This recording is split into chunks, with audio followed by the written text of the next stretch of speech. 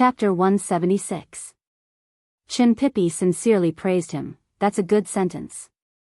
Ning Ke shrugged and said, I often say beautiful words that even I don't expect. The two looked at each other and then laughed. The melodious music floating on the cliff platform had stopped. Ning Ke got a temporary answer to the problem of obsession and happiness in life, and he was no longer as anxious and impetuous as before. He and Chin Pippi walked down the hill side by side, wondering if they should go to the old library for a nap. After returning to Lin 47th Street, perhaps he could take Sang Sang to go shopping and relax. Unexpectedly, the dense forest beside the road shook, and two people came out of it. Fortunately, there were two people who appeared, so it could not be the most helpless and painful 11th senior brother. Unfortunately, these two people were carrying a zither and a flute in their arms. Their academy uniforms were wide and large. They were Beigong and Shiman, the two senior brothers who were obsessed with music. Youngest brother, I saw that you didn't nod frequently when listening to the song yesterday, so I guessed that there must be something wrong with the song. Ninth brother Beigong Weiyang's eyes were also bloodshot. He pulled Ning Ke's sleeve enthusiastically and said, Last night, Shiman and I stayed up all night and made some adjustments to the three connecting bars of the song. We are satisfied with it, but it's a song made by ourselves after all. It doesn't count if you're deaf and blind. We still need you to appreciate it. 10th brother Shiman Buhua held the zither and said sincerely, Youngest brother, thank you for your hard work. Chin Pippi looked at Ning Ke sympathetically and thought that Ning Ke had just figured out those things on the spiritual level, but the chores around him were bothering him. As the youngest person in the back mountain of the academy, it was so painful that it made him want to cry. Ning Ke was slightly stunned. He looked at the two senior brothers in front of him and thought of the old man who was focused on reading beside the cliff cave. After a moment of silence, he smiled and bowed with hands folded in front and said calmly, Two senior brothers, please forgive me for not listening to the song today. What can you do if you don't listen to the song? Are those guys asking you to play chess and debate? Beigong Weiyang flicked his sleeves and said unhappily, Little brother, don't make things difficult for yourself. I will stand up for you. Don't they know how precious your time is? Hearing this, Ning Ke couldn't help but laugh. He shook his head and said, Ninth brother, I won't listen to music or play chess today, nor will I accompany 11th brother in his mental wandering. I just want to have a good sleep. Beigong Weiyang widened his eyes and asked in confusion, Little junior brother, why aren't you listening to music? Ning Ke replied gently, Because I don't like it. Beigong Weiyang was stunned. Stroking the bamboo flute in his hand, he said in distress, I can't. You seemed very happy listening to it the last few times. Ning Ke said with a smile, That's to make my two senior brothers happy. In fact, I'm not that happy myself. Senior brother Shiman Buhua interrupted, Little junior brother, you kept nodding your head while listening to the music. Ning Ke sighed and said, I was so sleepy that I wanted to sleep. Chin Pippi couldn't help but be dumbfounded at the conversation between Ning Ke and his two senior brothers. He gently pulled Ning Ke's sleeves and pulled him aside. He reminded him in a low voice, How can you talk to your senior brothers like this? Don't say it if you don't like it. Ning Ke looked at him and said in distress, But I'm telling the truth. At this moment, a calm and serious voice came from the top of the mountain path. Hearing this voice, both the two senior brothers who were in a daze and Chin Pippi who was ready to continue to criticize and remind Ning Ke became more obedient in an instant. Don't listen to it if you don't like it. Speak the truth and deal with things straightforwardly. That's what a gentleman should do. Second brother, who was wearing an ancient crown, walked down from the top of the mountain path with a solemn expression. He nodded slightly and greeted his junior brothers. Then he said with an undisguised expression of admiration, Little junior brother is quite a gentleman. You should learn from him. Hearing the praise, Ning Ke was stunned. This was the first time that he was associated with such a strange creature as a gentleman. Second brother looked at him with a smile and nodded. Then he stopped smiling and looked seriously at Chin Pippi and the other two junior brothers. He said in a low voice, "From today on, no one is allowed to disturb little junior brother's cultivation. Otherwise, I'll punish you according to the academy rules." His voice was not very loud, but it seemed to have a substantial existence. It did not dissipate even though it floated far away. Along with the mountain forest wind, it quickly spread through the whole back of the mountain and spread to the lake pavilion under the pine trees and flowers. All the junior brothers and sisters could hear it clearly. Beigong Weiyang and Shiman Buhua agreed with a bitter face. But they could not help sneaking a glance at Ning Quebec. They were probably still regretting that they had finally found a junior brother who was sensitive to the beauty of rhythm, but he was taken away by second brother. Eldest brother ranked first in the back of the mountain of the academy. However, eldest brother's temperament was extremely gentle. The junior brothers and sisters were close to him without fear. What they really respected was this upright and serious second brother. As long as second brother said it, no one dared to disobey. Thinking that Ning Ke would not need to be bothered by these senior brothers and sisters from now on, and thinking of his bloody life when he just entered the back of the mountain, Chin Pippi was very envious of his luck. He was a little angry and unreconciled.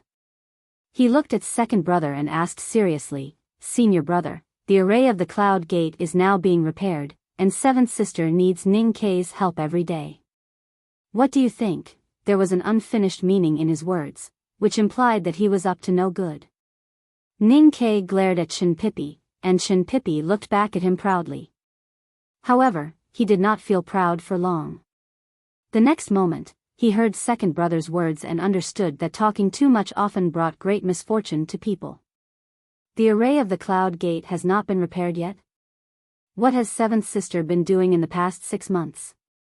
Practicing the array I. Well, it is indeed a little troublesome. Little junior brother has just entered the sect and has no time to waste on these things. Pippi, I remember that you repaired the array of the cloud gate with seventh sister the year before last. Since you have experience, you have to work hard this year. Chin Pippi opened his mouth wide and wanted to cry but had no tears. Little junior brother, come with me. Second brother put his sleeves behind his back and walked down the mountain slowly. Ning Ke patted Chin Pippi's shoulder sympathetically and caught up with him. In the chat with Chin Pippi and other senior brothers and sisters, Ning Ke knew that second brother was an extremely proud and serious person. He was very strict to himself and others, so he was a little afraid of him. However, today's second brother solved a big problem for him, so his impression of second brother suddenly changed. He felt that second brother was definitely the most lovely person in the world. The psychological state would definitely affect the reality. He followed second brother slowly to the mirror lake on the cliff plateau. Looking at second brother's old-fashioned posture and the rigid taste of the same distance in every step, all changed into admirable rigorous self-discipline. Even the high crown on second brother's head, which was like a washing stick, became a lot more noble at this time. Second brother suddenly sighed with emotion and said, "Your state is really too low." Hearing second brother's words in front of him, Ning Ke quickly quickened his pace and came behind him. He answered honestly, "Yes." The back of the mountain of the academy has no experience in the education of disciples in the no-doubt state. Second brother shook his head slowly and said, although eldest brother was still in the initial state when he entered the academy, he was taught by the headmaster himself. But now the headmaster and eldest brother are still traveling outside, even I don't know how to teach you. Ning Ke was silent. Although he was a little disappointed, he was not too anxious because he thought that the headmaster and eldest brother would return to the academy one day. During the conversation, the two had already walked down the mountain road and came to the beautiful cliff plateau. Walking to the mirror lake, second brother glanced at the pavilion and the girl embroidering in the pavilion. He suddenly stopped and said after a moment of silence, although headmaster and eldest brother haven't come back yet, you're still a student of the academy. You have to follow what the academy has taught you. The dignified academy can't be defeated by yen say, tell me, what do you want to learn? Entering the back of the mountain of the academy was like entering the world of cultivation. Ning Ke was very clear about what he would encounter. However, he was too busy these days and his spirit was too bad. In addition, the senior brothers and sisters in the back of the mountain were too absurd, so he completely forgot about this matter. Suddenly hearing second brother's question, he was surprised and a little confused. The way of cultivation was like the sea. What should he choose?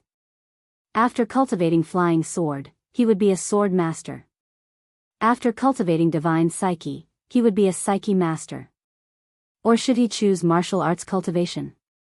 Or should he really find a toilet to cultivate the unprecedented bucket master? He suddenly thought of a very important question and asked hesitantly, "Senior brother, will there be any conflict between cultivating other things and talisman Taoism?" Second brother stood by the lake and shook his head. All sects have the same principle. All streams will eventually return to the sea. You don't need to care about the beginning and the extreme cultivation. But you need to be careful in the middle. You have just started, so you don't need to think so much. Looking at second brother's back, Ning Ke frowned and thought for a long time, but he still could not make up his mind. If he thought for too long, he was worried that second brother would be impatient. Under such mental pressure, he suddenly remembered that apart from the military array masters he occasionally saw in the battlefield at the frontier fortress, the first cultivator he met in his life was the sword master at the entrance of Northern Mountain Road. The first cultivator he killed alone was the sword master in the lakeside house. Apart from the basic knowledge in the old library, the first book he read on cultivation methods was that book. And he liked the sword forest behind the meadow of the academy very much. "Senior brother, I want to learn Haoran sword." Hearing this, second brother slowly turned around and looked at Ning Ke with a strange look. His eyes became brighter and brighter, and he said with appreciation, "Haoran sword is not the most wonderful method, but it is definitely the most suitable method for a man to learn." Hearing that second brother was going to teach the new youngest brother Haoran sword, the back mountain of the academy, which had been quiet for a long time, finally ushered in a rare bustle. Those senior brothers and sisters who usually lived in different places all came out of their rooms under the pine trees and flowers. They stood everywhere on the cliff plateau and curiously looked at the two people by the mirror lake, pointing at them and whispering from time to time. Beigong Weiyang squatted under the bamboo forest and looked at the two who were talking by the lake. He could not help but shake his head and said, "What's so good about learning flying sword? It has no sense of beauty at all. What else can it do except to kill people?" Fifth brother and eighth brother came out of the bamboo forest with chess boxes in their arms. Fifth brother ruthlessly slapped Beigong's head and scolded, "The tiger is quite beautiful. Why don't you go to hug and kiss it? The difference between a man and a beast is not beauty, but wisdom. What future can he have if he learns to play the flute from you?" Fifth brother looked at the lake and shook his head disapprovingly, saying, "Youngest brother has really gone astray by learning flying sword from second brother. If he learns chess with us, even if he can't become a national player, he can at least gain some wisdom." Beigong Weiyang looked at him angrily and said, "Fifth brother, wisdom is not violence. You don't have to hit my head even if you don't agree with me." Fifth brother glared at him and said, "I am your senior brother. Are you not convinced that I hit you?" Beigong Weiyang moved aside and muttered, "Of course I am. How dare I not? But since it is second brother who wants youngest brother to learn flying sword, don't complain here." Not to mention those who looked gloomy all over the cliff plateau, some of whom, like 11, beat their chests and stamped their feet, thinking that their youngest brother had been led astray by second brother. Second brother and Ning Ke were having a serious conversation by the mirror lake, wrapped in the gentle wind of late spring. Although you have read Wu Zhanyang's theory on Haoran sword, this monograph was written by Mr. Wu, a former sage of the academy in his later years. Its main purpose is to explore the interaction and conflict between Haoran sword and heaven and earth. Second brother looked at Ning Ke and said, "This book focuses more on the Tao outside the Tao, which is not something you can fully grasp with your current state. So since you want to learn Haoran sword, you have to learn from the most basic things." Ning Ke bowed with hands folded in front and said, "Second brother, please enlighten me. Flying sword is a sword that can fly without human control." Second brother said calmly. Second brother is really good at talking nonsense. Ning Kai couldn't calm down and thought silently in his heart. Controlling the chi of heaven and earth with psyche power, touching and controlling the sword body invisibly, and moving the sword around the body is the simplest way of flying sword. The power of flying sword lies in 3 points: the strength of the sword master's psyche power, the amount of chi of heaven and earth that can be controlled, the strength of the connection with the sword body, the strength of the sword body itself, and the subtlety of the flying sword body. You are still in the no-doubt state, but you can already touch and even control foreign objects, which shows that your psyche power is strong enough and the connection with foreign objects is good.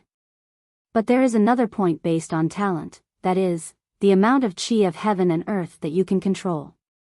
Second brother looked at his eyes and said calmly, "You can see the amount of chi of heaven and earth that a sword master can control as an invisible rope in his hand. The more chi of heaven and earth you can control, the stronger and longer the invisible rope will be. Only a rope that is strong and long enough can drive the sword body to fly a longer distance without worrying about getting out of control." Ning Kai said, "I understand." Second brother looked at him and said, "The so-called swordsmanship is actually a different way of controlling the chi of heaven and earth with psyche power to control the sword body. The Haoran sword would rather take the straight than seek the crooked one. It emphasizes on having a firm heart and a firm will. You can use the sword without hesitation and break all obstacles. As for how to do it, you should listen to the Haoran sword tactics that I will teach you." "Thank you, senior brother. Do you remember it?" "I remember half of it." "Then I will say it again." "Yes." Ning Kai suddenly felt that this dialogue was very familiar and thought that he had to answer that he had forgotten all of it later. Then second brother brushed his academy uniform and laughed loudly, saying, "Little younger brother, you have understood it. Then go to the dark side and kill all the thieves." Second brother frowned and asked, "What about now?" Ning Kai came to his senses and of course did not dare to answer like that. He answered honestly, "I remember all of it." Second brother's eyebrows gradually relaxed and he praised, "Little younger brother's comprehension is really excellent." As soon as he finished speaking, he casually waved his hand in the spring breeze by the lakeside and a short and thin wooden sword without a handle appeared in his hand. He handed the hiltless wooden sword to Ning Kai and said, "I have said before that we should start from the most basic. Show me your sword first." Ning Kai took the hiltless wooden sword and felt a little cold in his fingers. For a moment, he was a little confused. After a moment of silence, he took a deep breath and said, "Okay." The disciples of the second floor of the academy who were watching around the mirror lake saw that Ning Kai was finally going to show his sword. They all stood up and watched with curiosity on their faces. Although at this moment they still insisted that it was a very wrong choice for Ning Kai to learn the flying sword, which was neither beautiful nor wise to kill people, they were also very curious about Ning Kai's level. Ning Kai slowly closed his eyes and felt the weight of the hiltless wooden sword in his hands. He felt that the originally light wooden sword was getting heavier and heavier. The psyche power in his sense of perception was driven out of his body and blended with the surrounding chi of heaven and earth. It vaguely touched the place where the wooden sword was and then wrapped the chi of heaven and earth around it according to the method taught by second brother. Up. Ning Kai opened his eyes and looked at the hiltless wooden sword in his hand. He shouted in a low voice and the psyche power in his sense of perception gushed out. The chi of heaven and earth wrapped around the sword suddenly tightened and then violently vibrated. In the spring breeze by the mirror lake, a thin hiltless wooden sword trembled and flew up. The thin hiltless wooden sword flew very slowly and trembled uneasily, as if it was extremely frightened. The wooden sword moved slowly in the air and it was very difficult and strenuous to fly. Moreover, the wooden sword moved without any regular trajectory. One moment it was on the right side of Ning Kai's body, and the next moment it was on the left side of Ning Kai's body. One moment it jumped up, and the next moment it was about to fall into the lake. The wooden sword stopped in the air and looked like an old woman with small feet without a sense of direction. The disciples of the back of the mountain of the academy who were watching by the lake opened their mouths wide and could not close them for a long time. The embroidery needle between seventh sister's fingers in the pavilion at the center of the lake fell into the lake and was swallowed by a greedy golden carp. Baigong Weiyang stood at the edge of the bamboo forest and looked at the hiltless wooden sword in the air by the lake. He said with a serious expression, "I think the sword will feel ashamed to use the word fly to describe this sword." Chen Pipi, who was standing not far away, lowered his head in shame and did not want to admit that the person by the lake was his friend. The hiltless wooden sword flew back, trembling. Ning Ke opened his eyes wide and saw that it was about to fall. He stretched out his hand like lightning and caught it in his hand. He could not help but feel a little scared. He wiped the sweat on his forehead and turned to second brother and asked excitedly, "Senior brother, what do you think of me?" The excitement on his face was genuine. In fact, in order to suppress the pride in his heart, he had already used a lot of strength, because he had already given it his all. Moreover, this was indeed the best flight he had ever flown, if things like silver were excluded. Second brother looked at him in a daze and said after a long silence, "Youngest brother, you still can't cultivate your natal item. It's not easy for you to do this. Practice slowly and try your best. You will succeed." After saying this, second senior brother left the lake without looking back. Ning Ke looked at second brother's back in shock and then noticed that those senior brothers and sisters by the lake began to drill into the forest again and shook their heads as they walked. He grabbed sixth brother who did not have time to leave because he was fetching water and asked, "Senior brother, what do you mean?" After thinking for a long time, sixth senior brother gave a silly smile and replied in a low voice, "Little junior brother, second senior brother has always been very straightforward, but he spoke to you so tactfully today. It seems that the situation is really not good." Senior brothers and sisters all left the lake and returned to their own dense forests under the pine trees and flowers. They began to play the zither and flute, play chess or play flowers in silence. No one laughed at Ning Ke and no one came to comfort him. Because in their eyes, Ning Ke's performance of the Haoran sword by the lake was so absurd that they did not know what to say. Ning Ke stood silently by the lake for a while and finally got the answer that was closest to the truth from the attitude of senior brothers and sisters and the explanation of sixth brother. He could not help but feel bored. However, after a while, he could not help but laugh when he thought of second brother's previous hesitation. Then he continued to practice the sword movement of the Haoran sword while laughing.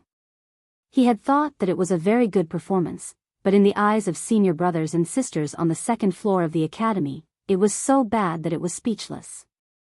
This kind of psychological gap might be a great blow to ordinary people, but for Ning Ke, especially now, it was nothing at all. Therefore, by the mirror lake at the back of the mountain of the academy, a wooden sword without a handle like an old woman with small feet flew up from time to time. It flew tremblingly, it flew in panic, it flew aimlessly, or it moved. Sometimes it fell to the ground, and sometimes it almost stabbed Ning Ke himself. Once it even flew directly into the lake and he had to get wet to catch it. Ning Ke kept practicing until the psyche power in his sense of perception was squeezed out. Then he stopped panting and sat on a rock by the lake. He held a handful of cool lake water and sprinkled it on his face, letting out a sigh of satisfaction. Chen Pipi, who had finished repairing the tactical array of the cloud gate today, came to the lake. He looked at Ning Ke's pale face and suddenly said after a moment of silence, "There are some things that can't be solved by risking one's life." Ning Ke looked up at the blue sky and white clouds and said with a smile, "In the past, you said that cultivation is a gift from Haotian and we can't force it. If we can't cultivate, we can't cultivate. But at least I can cultivate now." Chen Pipi shook his head and said, "But if you always try so hard, how can your body bear it?" "I don't try so hard. I just like it." Ning Ke glanced at him and picked up the hiltless sword beside him. He waved it casually in the air and said with a smile, "One day, I will make this sword become a flying sword. Recommendation votes and monthly votes. I shout with a hoarse voice. Now I realize that I really have to fight for these things. Just saying that I like them is not enough. Give them to me, to be continued." If you like this work, you are welcome to vote for recommendation votes and monthly votes. Your support is my biggest motivation. Chapter 177. The old brush pen shop had a front shop and a backyard, but the place was too small. It was too dangerous to use the old woman's flying sword here. It didn't matter if the flowers and plants were hurt, but did he want Sang Sang to wash the rice and cook with the big black umbrella? So Ning Kai didn't practice his swordsmanship after returning to Lin 47th Street. He stood in front of the desk again, dipped the brush in ink, and stared at the snow-white book paper. Today he didn't stare blankly like a statue. He took deep breaths from time to time, paced back and forth, raised his eyebrows, and even faintly heard him humming a tune. The brush in his right hand was not as heavy as it was a few days ago, but hung in the air easily and drew at a distance. Although he still didn't write, he seemed to be much more relaxed. Sang Sang cut the pumpkin into vertical strips and put them on the rice bowl to steam. She entered the inner room to untie her apron and saw this scene. She curiously watched Ning Kai circling the desk and drawing in the air with the brush in his hand. After a while, she felt a little dizzy and said while covering her forehead, "Young master, I'm really itchy. Let's try writing a few lines." Ning Kai stopped jumping and said with a smile, "You know it won't work. Why bother trying?" Sang Sang wiped her wet hands and said with a smile, "Even if it doesn't work, I can still sell some ink balls." Ning Kai laughed when he heard this. Sang Sang suddenly realized and looked at Ning Kai in surprise. She wondered what happened today. Young master didn't become an idiot when he picked up the brush and still had the energy to chat with her. Then Ning Kai ate with her. After dinner, he asked her to make a pot of tea and moved the armchair to the small courtyard. They sat and chatted while watching the stars, drinking tea, and chatting. He seemed to be extremely relaxed and happy. When the lights were turned on at night, he walked into the room, took off his coat and leaned against the bed. He took out a book from nowhere and read it attentively. His eyebrows were slightly raised from time to time and his fingers were rubbing slowly. Sang Sang walked into the room with water to wash his feet. She couldn't help feeling puzzled as she thought of the many strange things that happened tonight. After living together for so many years, she knew very well that Ning Kai would work hard like a few days ago when he was stuck in a difficult problem. She really couldn't understand why he suddenly became so relaxed today. Could it be that he was desperate to solve that problem? "Young master, what book are you reading?" She looked at the old book in Ning Kai's hand and asked. Ning Kai was stunned by her question. He glanced at the erotic book that he had secretly brought out from the cliff cave at the back of the mountain of the academy. He coughed twice to cover up his embarrassment and turned around to avoid her gaze. He said, "You're still too young to read those things between men and women." Sang Sang took off his shoes and socks, then moved a stool to sit on the other side of the basin. She patted his thigh and motioned him to put his feet in the basin. She said, "It's just some romantic stuff between scholars and beauties. What's there to see?" Ning Kai said with a smile, "You don't understand the beauty of this. Ouch. It's so comfortable. Don't scratch my feet." On the cliff plateau at the back of the academy, the fog had faded and the scenery was quiet and elegant. The water wheel behind the house was spinning and the dull sound of iron striking could be heard from time to time in the house. Then with a sizzling sound, the room was filled with water mist. In a dark corner, fourth brother was observing the direction of the talisman lines on the sand table by the glimmer of light from the window. When the steam came to his face, he slightly frowned and waved his hand to disperse it. But his eyes were still fixed on the sand table and he looked extremely focused. Those inexplicably complicated and inexplicable lines on the sand table moved slowly, following some indescribable law and extending toward each other. When they finally touched each other, the lines changed again and were about to combine into a new pattern. Fourth brother's eyes became brighter and brighter, but his face became paler and paler. Looking at his dignified expression, it could be seen that this talisman deduction had reached the most critical moment. However, at this moment, there was a panicked cry on the cliff plateau outside the house. followed by a faint sound of breaking wind. A gray shadow of a sword flew into the door crookedly. The sixth senior brother, who was concentrating on smithing, suddenly raised his thick eyebrows. His right hand picked up the heavy iron hammer as if he was holding a piece of paper and smashed it towards the sword's shadow. This smash was indescribably heavy, as if it was light and wonderful to the extreme. It was absolutely impossible to swing such a delicate and accurate hammer without dozens of years of smithing with the hammer day after day. However, because of the controller's panic and terrible ability, although the gray shadow of the sword was extremely slow, it flew crookedly and irregularly. Because of its irregular speed, it seemed a little elusive. Sometimes it raised its head up like the proud second brother, and sometimes it hovered in the air and swayed like the philosophical 11th brother. It really did not take the usual path. It randomly and coincidentally avoided the swing of 6th brother's iron hammer and flew to the dark corner with a swoosh. With a snap, the handleless flying sword hit deeply into the sand table in the corner. The sword body slightly trembled, and the tip of the sword accurately hit the intersection of the talisman lines. It could be seen that those lines suddenly broke inch by inch like a freed rope, no longer in the same situation as before. Holding the iron hammer, 6th brother glanced at the sand table in the corner and smiled honestly. Then he turned around and continued to forge iron.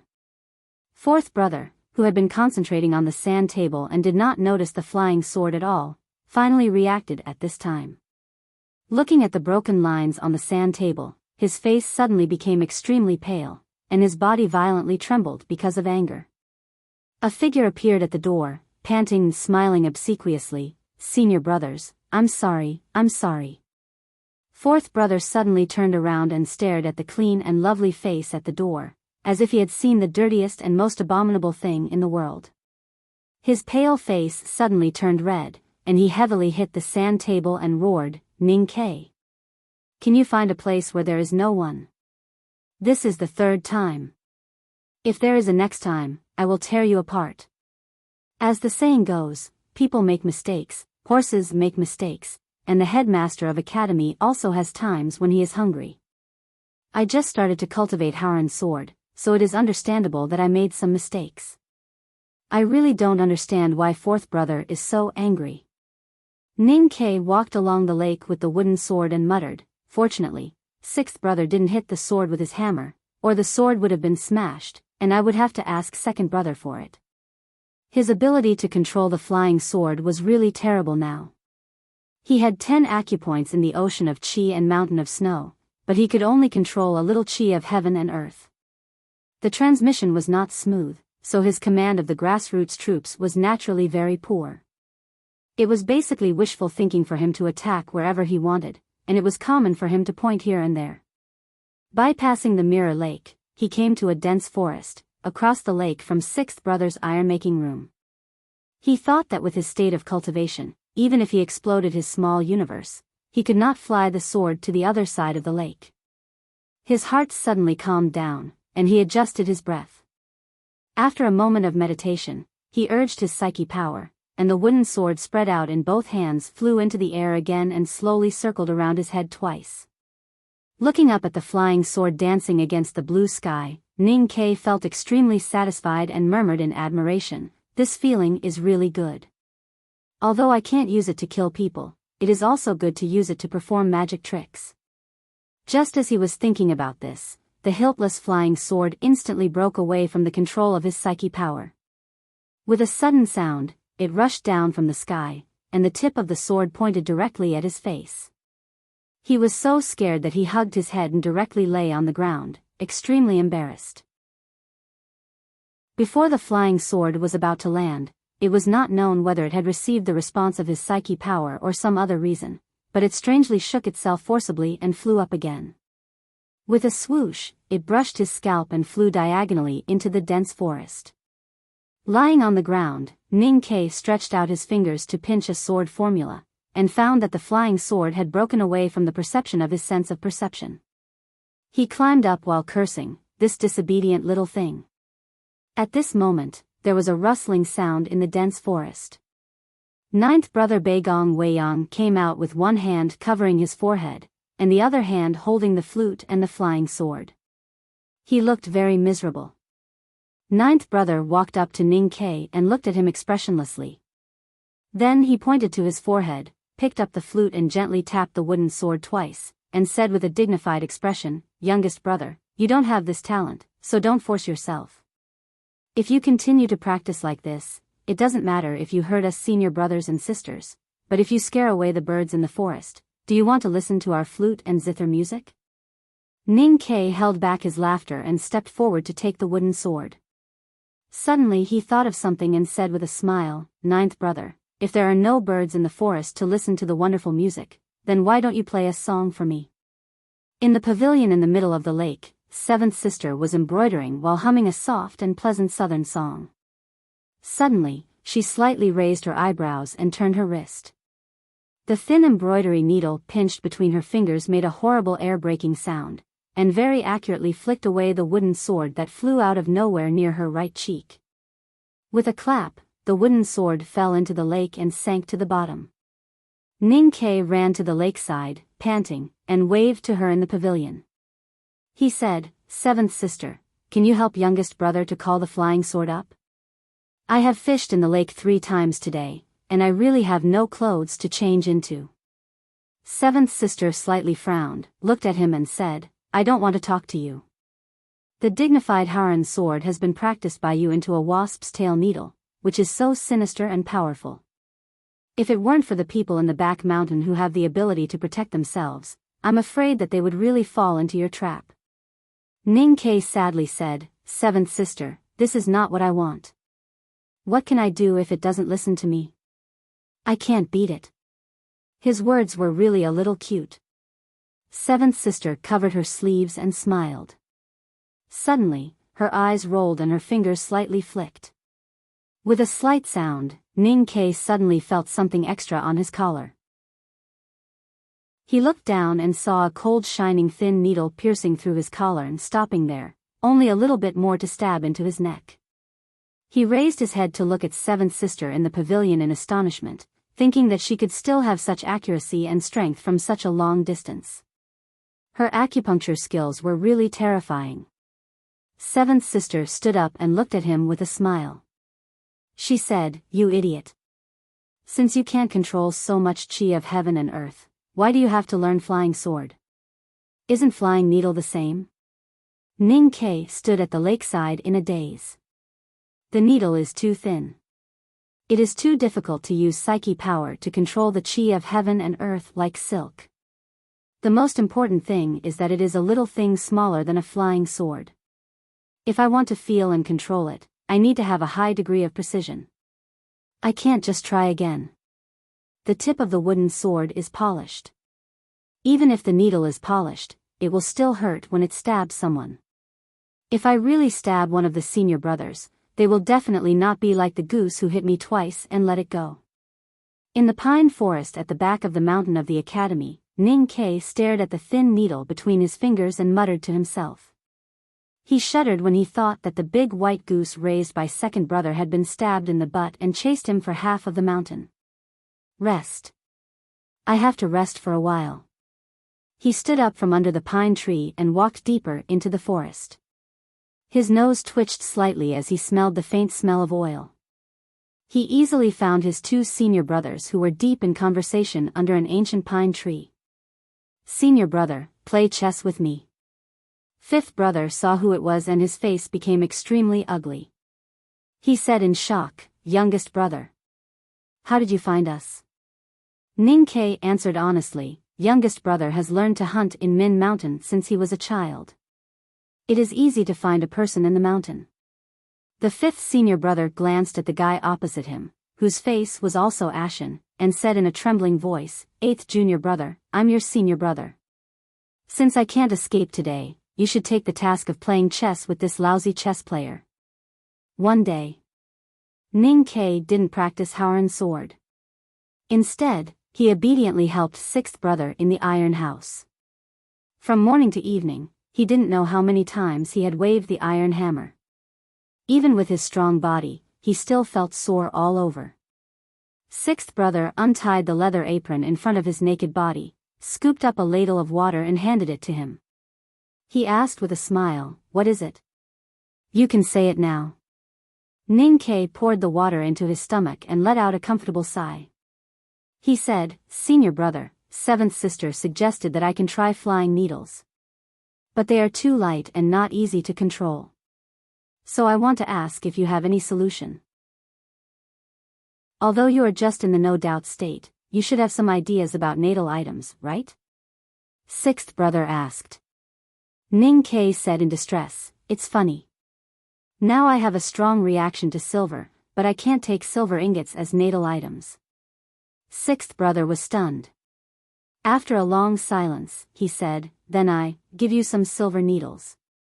Ning-Ke's eyes lit up and said, "Can you make it heavier?" Sixth brother looked at him and said, "It will be gold if it's heavier." Ning-Ke said seriously, "Although I haven't tried gold, I believe that my feeling towards it will definitely surpass my feeling towards silver." Sixth brother was silent again. After a long time, he said helplessly, "Gold needles are too soft. I will find a way to mix something else for you." Ning-Ke was overjoyed and bowed deeply. Then he suddenly thought of a possibility and his eyes became brighter. On the second day of a certain day, in a calligraphy and painting shop on Lin 47th Street in Chang and City, a black-faced handmaiden threw pots and rags with a sullen face. She was in an extremely bad mood and decided to take out her private money to buy cosmetic powder in Chenjinji Cosmetics store. And her young master, like a bad gambler, grabbed a pile of silver notes and went out. He exchanged them for silver and gold and returned to the back of the mountain of the academy happily. The coarse wrapping cloth was untied, and 3 Pideos, which had been polished until they shone with a cold light, appeared in front of the sixth senior brother. Ning-Ke stood beside the 3 Pideos and looked at sixth brother with hope in his eyes. Sixth brother looked at the Pideos and the gold and silver beside them. After a long silence, he looked up at the excited Ning-Ke and asked seriously, "According to these things, I think youngest brother, you are going to play with flying knives?" "Yes." Ning-Ke rubbed his hands and said nervously, "Senior brother, I'm good at bladesmanship. Since swords can fly, so can knives. And with your help, I believe it will be better than flying swords." Sixth brother's expression finally became stiff. "But, have you ever seen such a big flying knife in the world?" In Ning-Ke's view, the enemy hated him, so their verbal attacks were nothing. Those smart people were best at talking, so their verbal attacks were also nothing. However, sixth brother was a simple and honest good man. His occasional verbal attacks had deeply hurt his self-esteem. Because he was a little depressed and hurt his self-esteem, Ning-Ke decided to calm down and think about what to do in the future. So he went to the mountain road and went straight to the flowering trees. In the deep spring, he found 11th brother who was muttering to himself. "Senior brother, do you have any new ideas recently? Tell me about them." Someone was flying a sword by the lake, smashing the flowers, grass and senior brother's heads, messing up the senior sister's embroidery, messing up the magical lines on the sand table, and messing up the green waves and wet grass in the water. A certain someone was flying needles in the forest, and a few wounds appeared on his body. Not long after, he could be seen being chased by a fat white goose, crying out in pain all over the mountains and plains. Someone was forging iron in the house with all kinds of strange materials at his feet, mainly gold and silver, supplemented by gems. Sixth brother was silently sorting out the design for him, and his simple and honest face was full of grievances. In the late spring of the 14th year of Tianqi era, these scenes kept repeating in the back mountain of the academy. Until many years later, people living in the back mountain still felt a little scared when they thought of those days. That junior brother who had just entered the second floor was practicing his lousy sword and his lousy needles, thinking of his lousy ideas, torturing his senior brothers and sisters, causing them to feel incomparably vexed. "Have you been crazy lately?" Chen Pippi put down the food box and looked at Ning-Ke, who was still satisfied after losing 3 games of chess to 8th brother, and asked with emotion. "What do you mean? Trying flying needles or flying knives?" Ning Ke asked confusedly. Everything. Chen Pippi said angrily, you haven't even mastered the Haoran sword, and you haven't mastered the talisman Taoism from Master Yen Sei. How can you have so much energy to do so many strange things? It's always good to learn more. Why are you so anxious? Cultivation is about gradual progress, and the most important thing is to lay a good foundation. My aptitude is so poor that it's useless to lay a good foundation. It's better to learn more. Chen Pippi sighed and said, in my opinion, you'd better focus on talisman Taoism. Talisman Taoism is about comprehension and talent, not the foundation. Ning Ke asked curiously, why can't we learn together? Chen Pippi frowned and said, greed is not a good thing for cultivation. Ning Ke said with a smile, I have learned a truth since I was a child. Nothing can be achieved without greed. Chen Pippi was so angry that he laughed and said, I just found out that you are such a stupid person, even more stupid than second brother. I won't tell second brother this. A bowl of crab porridge. That's impossible. Our family has been losing money too fast recently, and Sang Sang is already very unhappy. Then, how much do you want? 200 taels of silver. 200 taels of silver? Why do you need so many silver needles? Do you want to learn medicine and acupuncture? It's none of your business. Fine, fine, fine. Then I'll scold you more for being an idiot. Pippi, don't forget that the back of the mountain is the second floor of the academy. We are all on the second floor, so we are all idiots. Idiot Chen, do you have a problem with that? I have no problem with that. Chen Pippi looked at him as if he was looking at a madman, and gritted his teeth and said, even if you do that for cultivation, why do you harass senior brothers every day? In the beginning, didn't you turn pale when you heard that you were going to listen to music and play chess? Why did you suddenly change your temper and go to listen to music and play chess every day? Ning Ke answered with a smile, I didn't like it at first because I didn't like to be forced to listen to music and play chess. Now that second brother has said that no one will force me, I can still do it if I want to. Senior brother Baigong's flute is really good. Where can I find a chance to play chess with the two national masters outside the academy? Doing some extracurricular activities as entertainment during cultivation can cultivate one's character. In the future, when I travel around the world, these things can be used to brag and shock people. Chen Pippi was dumbfounded. He held his chubby cheeks and asked, what about 11th brother? Why are you bothering him? 11th brother doesn't think I'm bothering him.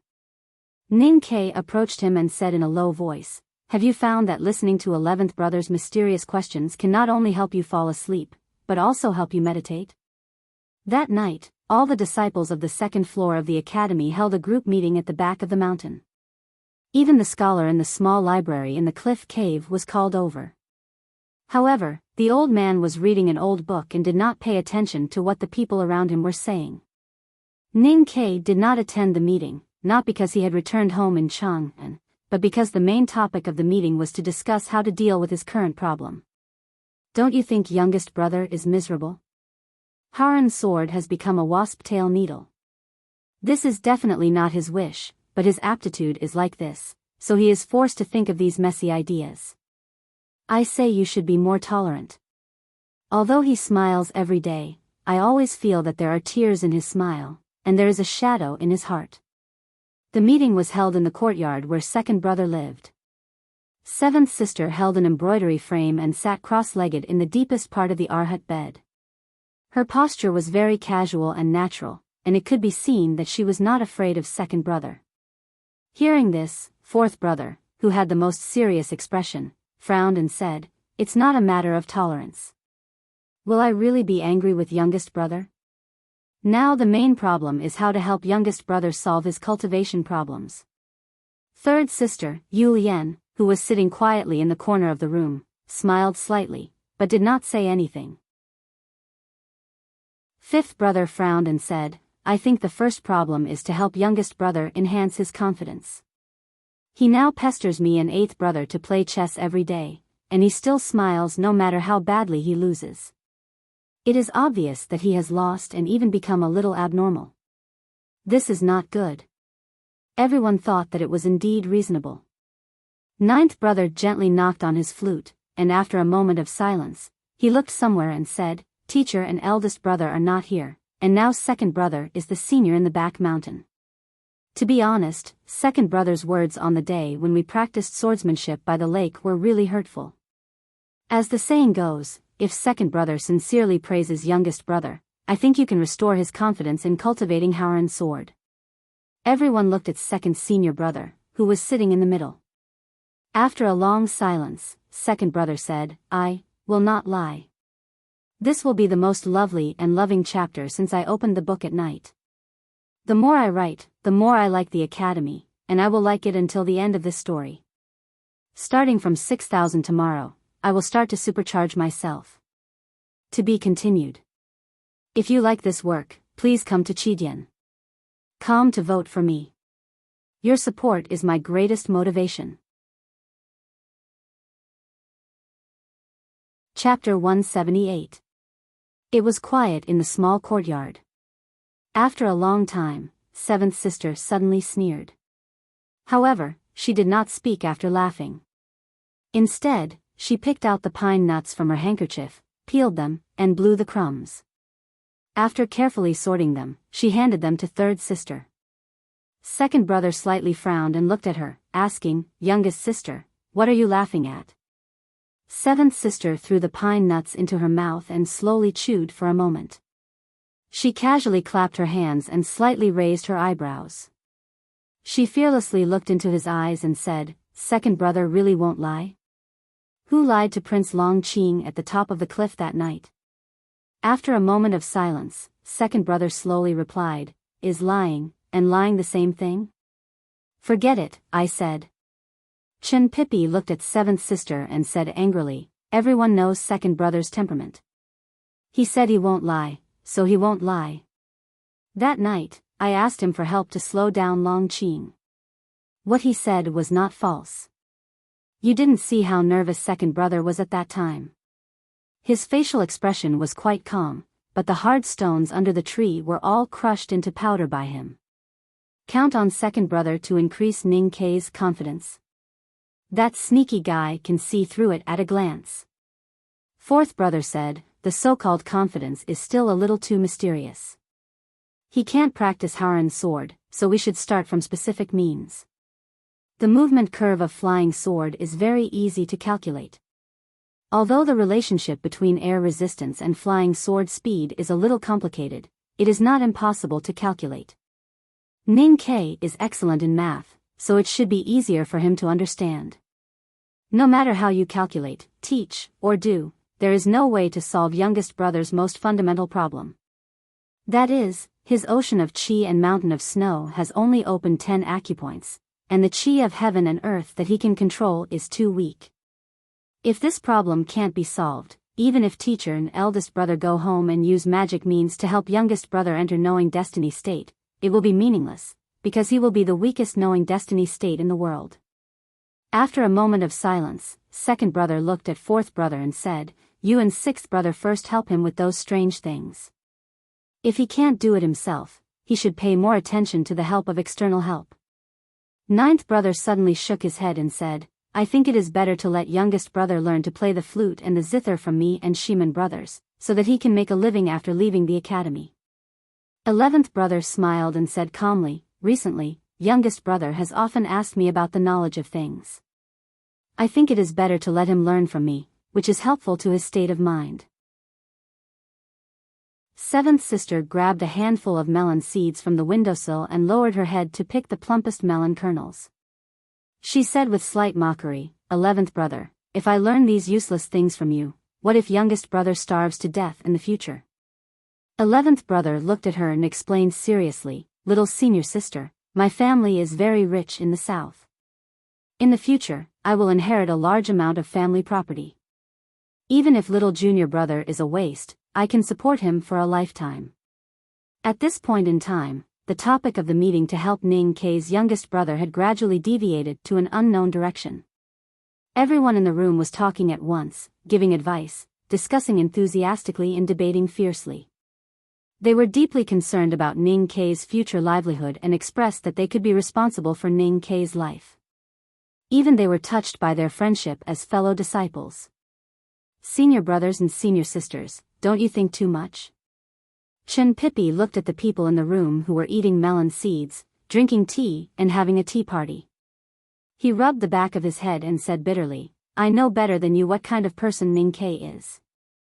Although he is an idiot in cultivation, he is not a real idiot. Don't tell me you haven't done anything? Ever since he entered the back mountain, all of us have been circling around him. Someone like him doesn't need us to worry about him. I dare say that even if all the people in the world died, including us in the room, he would not die, let alone starve to death. Hearing this, the people on the second floor of the academy were stunned. Thinking of the experience these days, their expressions became very interesting. Beigong Weiyang gently stroked his flute and said with a frown, that's true.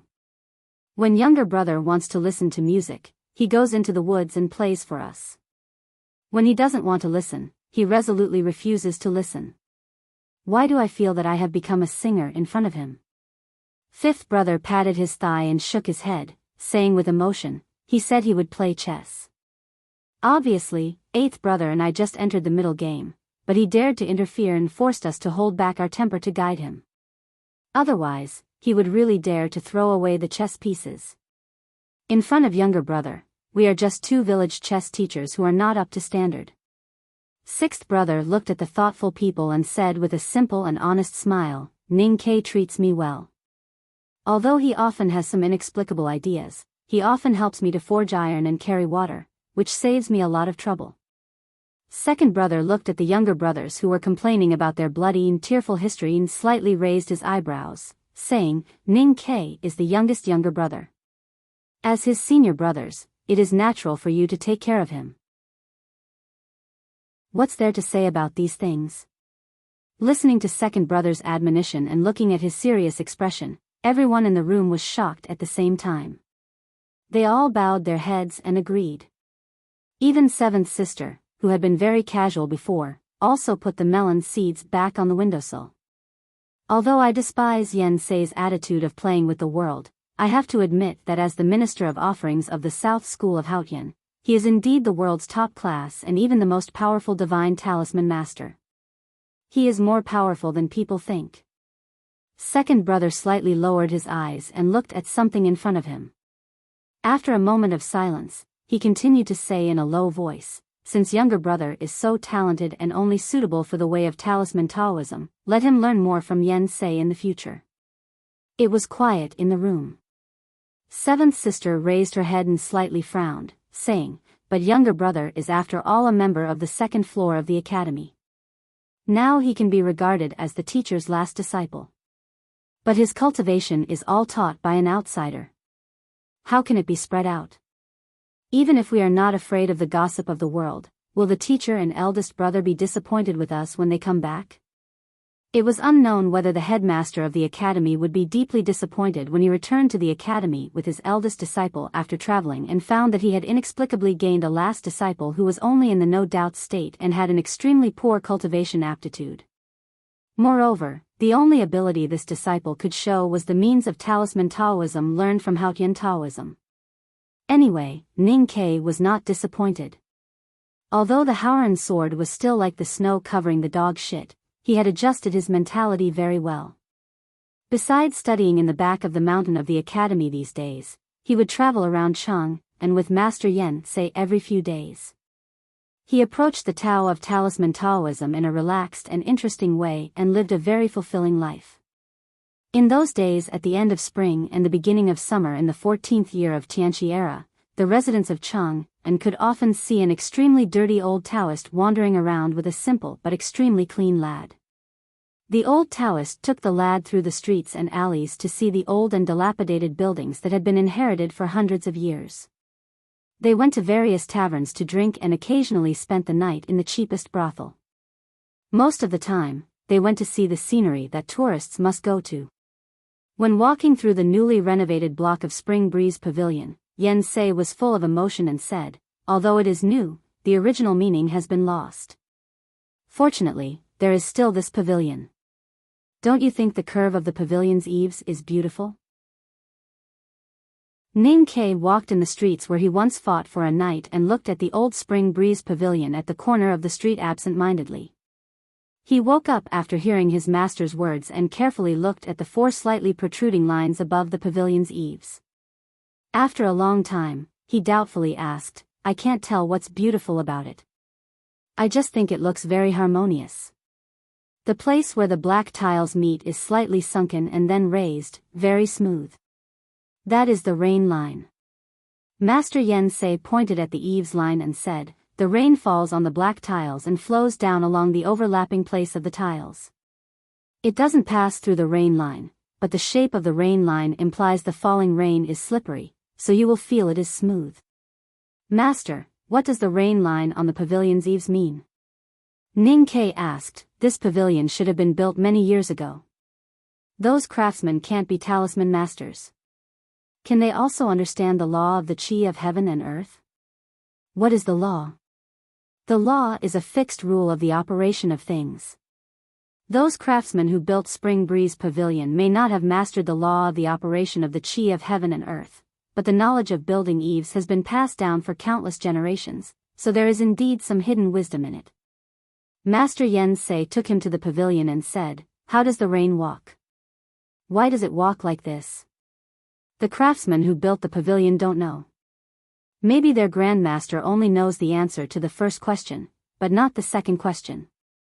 But it doesn't matter. The first step for human beings to learn from the heaven and earth is always imitation. If you imitate more, you will naturally practice the simplest truth, which is the undulating shape of the line, just like this eaves. Walking to the Spring Breeze Pavilion, Master Yen Sei turned around and looked at Ning Ke, saying, the first step to practice talisman Taoism is imitation.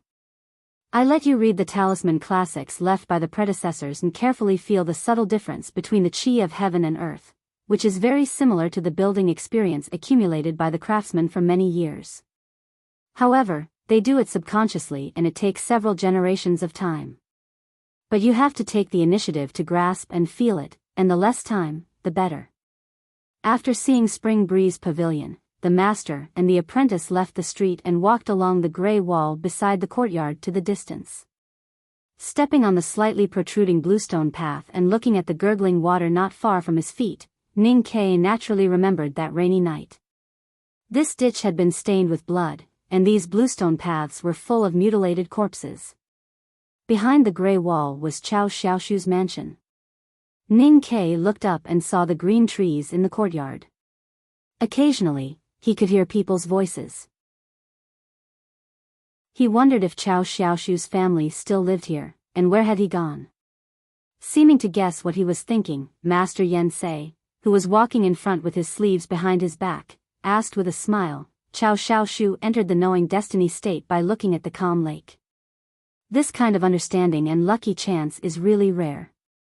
Even with Chao Xiaoshu's talent, if he had not been forced by His Majesty to stay in the dark mud of Cheng, and for many years, I think it would be impossible for him to burst out such a brilliant brilliance. This was the first time for Ning Ke to know that Chao Xiaoshu was a grand cultivator in the knowing destiny state. Thinking of the bloody scene behind the middle-aged man on that rainy night, he could not help but raise his eyebrows slowly, and there was an indescribable sense of pride and grandeur in his heart. You should have seen Chao Xiaoshu's swordsmanship. Yes, master. What do you think is special? Very fast, like lightning. Ning Ke thought of the crooked wooden sword flying by the lake in the back mountain of the academy and felt very ashamed.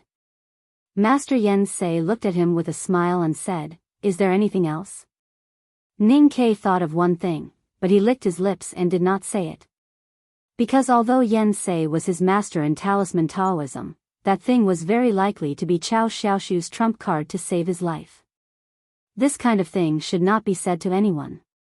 I didn't know that you are a person who values friendship and righteousness. Master Yen Sei looked at him with some surprise. Ning Ke smiled and replied, Brother Chao treated me well. After I left Chang'an, he was still concerned about my livelihood and left me a large sum of silver every month. Even if he didn't care much for me, the silver would still weigh a lot. Yen Sei laughed and said, Chao Xiaoshu divided one sword into 5. I know this thing without you telling me. I just want to tell you that when the 5 pieces of sword shrouded the streets around him like shooting stars, have you ever thought that if it was his natal sword, why could it still be so obedient to him after it was divided into 5 pieces? Ning Ke really didn't think about this problem. After the bloody battle last spring, he didn't think about it because he didn't know what cultivation was at that time. The reason why he didn't think about it later was that he didn't think about it at all. At this time, when he was walking away from Spring Breeze Pavilion to the street, he suddenly heard his master's question and suddenly fell into meditation. Master Yen Sei was not a teacher who liked to embarrass his students with all kinds of questions so as to gain a great sense of scholarly superiority, vanity, and sadistic pleasure. Glancing at Ning Ke, who was frowning and thinking hard, Master Yen Sei directly explained, Chao Xiaoshu's natal sword is divided into 5 small swords. The interaction between these 5 small swords depends on a kind of tactical array. And I have told you before that all tactical arrays can actually be regarded as a kind of transforming talisman, a big talisman that relies more on materials. Then he continued, Taoism's sword skills are talismans, Buddhism's emblematic gestures are also talismans, and these 2 kinds of talismans are infinitive. As for the decorations on the general's 100 battles armor, although most of them are fragments, they are also talismans, but this kind of talisman is infinitive. Ning Ke glanced at him and couldn't help but say with a wry smile, Master, I know you are the most powerful divine talisman master in the world, and I know every talisman master should have the deepest and most sincere feelings and love for talisman Taoism, but, if what you said is true, does it mean that all the cultivation methods in the world can finally be attributed to talismans? This kind of statement is really too much, isn't it? Master Yen Sei stopped and turned back to ask confusedly, Too much? Too much. After hesitating for a moment, Ning Ke lowered his voice and said, Too narcissistic. Master Yen Sei laughed out loud, which attracted the attention of passers-by in the street.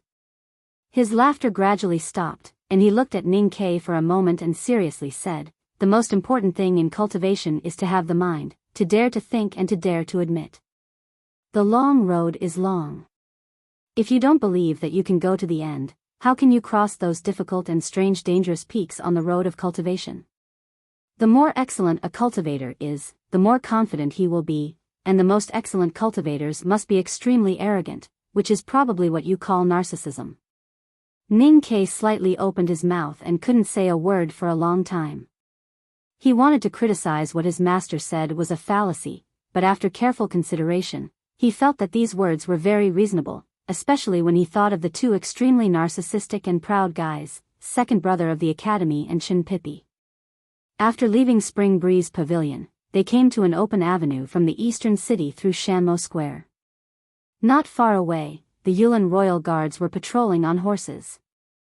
There were fewer pedestrians on the street, and the environment was quiet and secluded along the banks of green trees and clear rivers. The towering imperial city not far away was clearly visible to the naked eye, and even some traces on the vermilion wall washed by the wind and rain could be seen. Master Yen Sei was not affected by the solemn atmosphere here at all.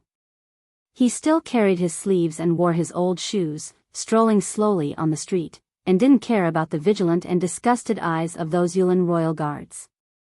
Ning Ke tried to hold back his laughter and followed him. Suddenly he remembered the part about carving talismans on armors in the previous conversation, and some introductions by Liu Qingchen on the journey last year.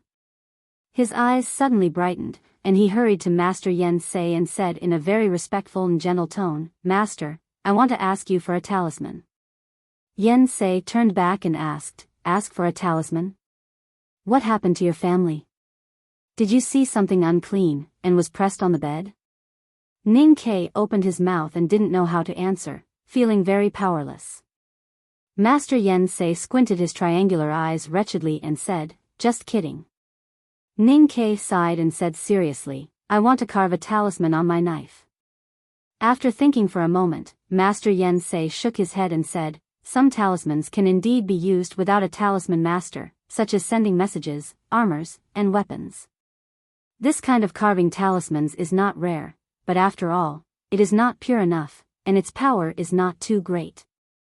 As the saying goes, your own talisman is the best. If it is your personal weapon, you'd better keep it in the future. Ning Ke said with a bitter smile, then I don't know when I can get what I want. Master Yen Sei patted him on the shoulder and comforted him. I firmly believe in your talent in talisman Taoism. Now you just haven't seen through the window paper yet. Slowly feel it, and you will find that there is always hope in front of you. Look over there carefully. What's over there? Look by yourself. Master, I only see a lot of trees. What about behind the trees? Behind the trees is the sky. What I want you to see is not these things. Master, you don't want me to say that I see hope, do you? I really can't say such sour words. Master, why don't you speak?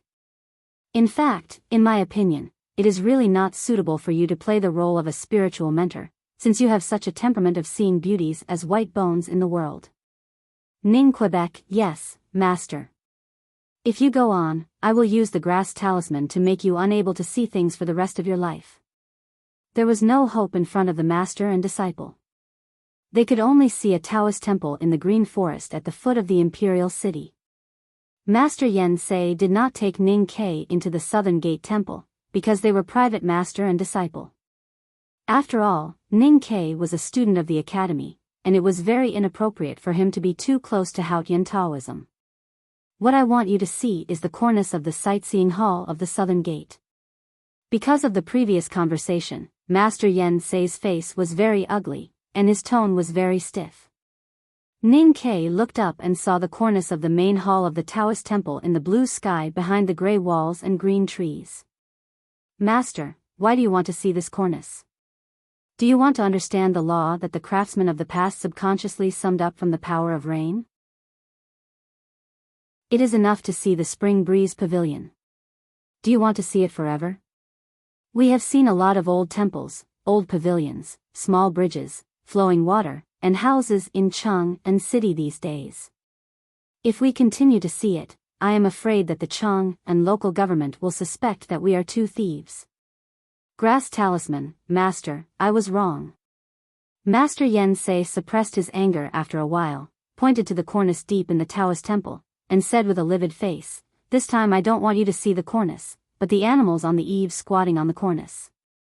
You release your psyche power to feel it and see what is there. Ning Ke suddenly became serious. After a moment of silence, he slowly released his psyche power and touched the stone beasts on eaves that were half squatting on the eaves. The existence of the beasts on eaves was fed back into the sense of perception woven by psyche power through the chi of heaven and earth. However, the next moment, the beasts on eaves seemed to be alive, and he could even see their eyes. His heartbeat began to accelerate gradually, and his breathing became heavier and heavier. Those animals on the eaves in the sense of perception and sight became more and more clear, and the coercion from them became heavier and heavier, which directly made his face pale and his body extremely stiff. Master Yen Sei stood beside him and didn't worry about his reaction. Instead, he was calm and slightly happy. Ning Ke was so sensitive to the reaction of the animals on the eaves, which slightly diluted his anger after being ridiculed before. Ning Ke shook his head and got rid of the previous state. He raised his hands to rub his eyes, looked at Master Yen Sei and said, Master, I feel it, and I understand. Master Yen Sei slightly frowned, and it seemed that he didn't expect that Ning Ke could actually get rid of the coercion from the animals on the eaves. Ning Ke glanced at the animals on the eaves in the distance, which became smaller again, and said, Master, do you want to tell me that these stone animals on the eaves are also talismans, which are endowed by the divine talisman master with power and coercion that is close to a powerful life? Master Yen Sei said, yes. What I am more confused about is why you didn't panic when you touched the animals on the eaves for the first time. Ning Ke looked at him, and after a moment of silence, he honestly replied, I have touched the animals on the eaves before. Master Yen Sei slightly raised his white eyebrows and asked, when? Where? Ning Ke said, last spring, in the palace. When the carriage passed by the laundry office, I don't know why, when I saw the animals on the eaves of the palace, I suddenly felt that they were alive, and I felt very uncomfortable at that time. Master Yen Sei was silent for a long time, and suddenly reached out to touch his head, and his eyes were full of gentle appreciation. Listening to your words and seeing your actions, I always feel that your temperament and state of mind are really not suitable for cultivating talisman Taoism. I even wonder if I was misled by your note and saw something wrong. As a superclass divine talisman master in the world, the old Taoist was very clear that a young man who had never touched cultivation could innately feel the coercion from the animals on the eaves, which represented what kind of talent he had in talisman Taoism. I am very pleased that you once again proved your aptitude and ability. Ning Ke said with a smile, Master, aptitude and ability are in the body, and don't need to prove it. In fact, they have always existed. Today you said a lot of nonsense, but this sentence is reasonable. Master Yen Sei laughed, and then continued to ask with concern, last time in the Imperial Laundry Office, was it the first time that you felt the coercion from the animals on the eaves? Ning Ke fell into a long silence because of this question. He remembered that on that day last spring, he and Sang Sang held the big black umbrella and stood on the straight and spacious street in the drizzle, and then they were suppressed into two statues by the vermilion bird painting in the middle of the street. After a long time, he raised his head and looked at Master Yen Sei, saying, actually, earlier, on the Vermilion Bird Avenue, the stone vermilion bird painting also gave me the same feeling, but I don't know what the vermilion bird painting is. Hearing his answer, Master Yen Sei squinted his eyes into two slits, and suddenly said, Do you want to see the vermilion bird again? Of course, Ning Ke didn't want to see it. It had nothing to do with the vermilion bird carved in the stone, which had no charm, but he was extremely afraid of the vermilion bird painting on the stone path subconsciously. Maybe he was too scared by the ancient killing intent of the vermilion bird in the middle of the street on that rainy day last spring, or maybe he still subconsciously remembered the near-death experience when he fled to the street on that sultry summer night last year. Anyway, the shadow in his heart was so thick that it could not be any more. However, as an excellent student, he was very clear that every time a teacher asked a student whether he wanted to do something, he just needed to show an attitude of respecting the student's will. In fact, the teacher would never want to hear any answer except yes. So when Master Yen Sei asked, he honestly answered that he wanted to go.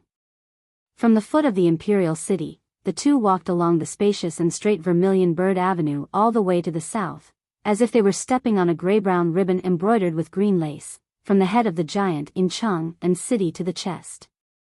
Looking at the vermilion bird painting on the stone slab in the middle of the avenue, Ning Ke felt that his mouth was a little dry.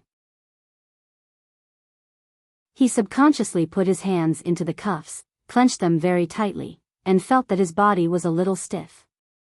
The vermilion bird painting was as solemn and beautiful as usual. Its wings had not fully spread out, and it was just the time when it was about to flap. The two eyes that were not angry but majestic were so well carved that no matter from which angle you looked, you would feel that it was staring at you. This was a must-see scenic spot for people from all counties of the Tang Empire when they came to Cheng and city, and the two eyes of the vermilion bird painting were also the wonderful thing that all the tourists talked about. Standing in the crowd with different clothes and looking at the vermilion bird painting in the middle, Ning Ke's vigilance and fear in his heart faded a little, perhaps because of the noisy environment and the lively people around him. However, his body was still stiff, and his hands and feet were still cold, because he always felt that the eyes that had been staring at him had nothing to do with the skills of the carvers. The eyes seemed to be telling him that the vermilion bird, which had experienced thousands of years of wind and rain, was alive. I have two pieces of news to report to you. First, because I went crazy again and ate too much, I still have a chapter of 3,000 words later, so I will continue to write it. Second, my friend Sharpknife has started a new book called Transformation of God of War. You can click on the direct train below and directly go there. Please support me. The advertising slogan is as follows: This is a huge, beautiful, and mysterious world of Do Chi, where countless powerhouses are hidden. On the road of martial arts, you fight with the sky, the earth, and people. Never surrender, never retreat. If the road in front of you is blocked, then use your fists to punch a way out. As long as you have the heart of a powerhouse, no matter what is in front of you, you will directly smash it with one punch. Transformation of God of War, blood boiling. Chapter 179. Seeing the vermilion bird again, do you have any new feelings? No, right? Don't you think it's alive? Master, do you also think so? At this time, the master and the disciple had walked out of the crowd and continued to the south along the Vermilion Bird Avenue. Hearing Master Yen say's words, Ning Ke asked in surprise, and then he could not help but look back at the vermilion bird painting that was surrounded by the crowd and could no longer be seen. Master Yen Say ignored him and continued to walk forward. What kind of existence can be sure to be alive and has life? Ning Ke turned to catch up with him, thinking that when 11th brother asked this kind of question, he was sleeping most of the time. Of course, this is a difficult question, and it has little to do with the reason why I take you to see the vermilion bird painting today. Master Yen Say said, I take you here to tell you that the painting on the Vermilion Bird Avenue has nothing to do with artistic sculpture. It is a divine talisman in Chang'an. Ning Ke was slightly startled. He really did not associate the vermilion bird painting with talisman Taoism, because he could faintly feel that the vermilion bird painting possessed a kind of terrifying power. The killing intent that seemed to come from ancient times and the existence of talisman, which felt wonderful but faint, seemed to be from two different worlds. You have said before that we talisman masters regard all the cultivation methods in the world as talismans. It is a very narcissistic mentality. But I can tell you with certainty that the vermilion bird painting is a talisman, a divine talisman left by the previous sage. The words of sage and divine talisman came into Ning Ke's mind. He frowned tightly and asked after a long silence, Master, you once said that divine talisman masters can move the world with talismans only after they have crossed that step. Has the previous sage who left the vermilion bird painting already crossed that step? 1,000 years ago, the empire set the capital of Chang'an and expanded on the basis of the original city. At that time, the vermilion bird divine talisman had already existed. When the previous sage drew the vermilion bird divine talisman, he must have surpassed the knowing destiny state, but I don't know whether it was Tianqi or limitless state. But the talisman that I told you last time, I guess, it needs a more profound state. Does it mean that he has become an immortal? Is there such a great cultivator in the world? When Haotian Taoism is cultivated to the end, beyond Tianqi is immortalization. The so-called immortalization is immortal ascension. Although I have never seen it with my own eyes, there are many seniors who have immortalization and immortal ascension in the Taoist classics. A legend is just a legend. Master Yen Say raised his eyebrows and said, Do you think an ordinary mortal will think I am an immortal when he sees a divine talisman master like me? Ning Ke said uncertainly. Maybe. That's why it's not so hard to imagine that one can ascend to become an immortal in the end. But my guess is that these immortals are different from the immortals in myths and legends. They should be great cultivators who have truly transcended. Master, I'm more curious about the stories of the mortal world. The vermilion bird divine talisman left by the previous sage must be especially powerful. The problem is that the talisman Tao is self-contained. Who can activate this divine talisman? Master Yen Say said leisurely, since the founding of the Tang Empire, this vermilion bird divine talisman has been lying quietly on the stone road and has never been activated. But according to the judgment of someone in the academy and the former national master, once the vermilion bird divine talisman is activated, it can be equivalent to a full blow from a grand cultivator at the peak of knowing destiny state, and even surpass it in some aspects. Only at the peak of knowing destiny state. Only? What's with your attitude? Master, you are at the peak of knowing destiny state, so is Lu Bai. I guess the national master and eldest brother are also at the peak of knowing destiny state. I don't even dare to guess the headmaster of academy. Now I know many grand cultivators at the knowing destiny state, such as second brother, Chao Xiao Shu, and even my silly friend are geniuses who have entered the knowing destiny state. Is the knowing destiny state really rare? Ning Quebec, Master, I'm here. Master Yen Sei looked at him and shook his head, saying, You are very lucky, or you are very unlucky. Ning Ke asked confusedly, Master, what do you mean? The place with the most grand cultivators in the world is the West Hill Divine Palace and the Academy. You are a student of the second floor of the Academy and an apprentice of me, the great divine priest of the Divine Hall, so you can meet many powerhouses at the Knowing Destiny state. Ordinary cultivators may not meet powerhouses at the Knowing Destiny state in their lifetime, so I say you are very lucky. However, you are so weak now, but you have met so many powerhouses. I am worried that you will lose the courage to climb up and surpass the mountain. Don't worry, Master. In fact, I am also a narcissist. That's good. Unconsciously, Master Yen Sei and Ning Ke passed through the entire southern city along the Vermilion Bird Avenue and came to the southern gate of Chang'an City. The towering and majestic city wall seemed to break the sky, casting a shadow and covering a large area of the nearby marketplace. Master Yen Sei walked up the city wall with Ning Quebec. Nobody knew why the well-disciplined guards at the gate came to stop them or check their identities, as if they did not see them at all. Ning Ke was surprised and wondered why his master took him up the city wall, but he was too lazy to get to the bottom of it. He just stared at the dirty Taoist robe and climbed up. However, he was still a little confused about the power of the Vermilion Bird Talisman, so he could not help but ask, Master, how powerful is the Knowing Destiny state? I have asked someone to perform once, but I have never seen a fight at the Knowing Destiny state. Master Yen Sei frowned and asked, Which silly grand cultivator would be so idiotic to perform for you? Ning Ke secretly thought that the grand cultivator was named Shin Pippi. Although he was an idiot in life, he was really a good person. Master Yen Sei unhappily scolded, As for the fight at the Knowing Destiny state? Do you want me to find Lu Bai and have a fight with him again? Ning Ke explained with a bitter face, You misunderstood me. I am just curious. The master and the disciple climbed up the high city wall. The wind from the plain climbed up along the old but still strong city wall, with a few sharp cries of eagles, and their clothes were fluttering.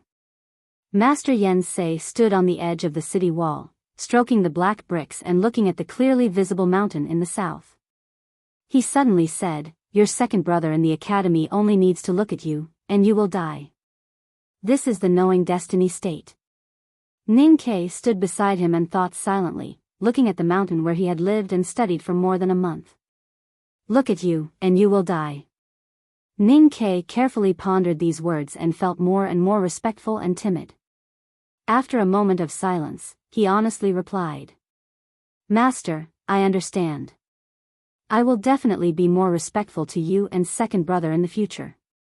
Master Yen Sei took him to the other side of the city wall facing Chang'an. Chang'an, which was composed of countless market buildings, had now become a jigsaw puzzle under their feet. The imperial palace in the north of the city did not look so unattainable. If the Vermilion Bird Avenue below was a sharp and straight sword, then the imperial palace was the hilt. What do you see? These days, Master Yen Sei took Ning Ke to travel around Chang'an and saw many historical sites. Every time they arrived at a place, he would ask questions. Ning Ke knew that the old man wanted to use this method to speed up his understanding of talisman Taoism. In fact, whether it was the eaves of Spring Breeze Pavilion or the animal carvings on the eaves, he could really deepen his understanding of talisman Taoism.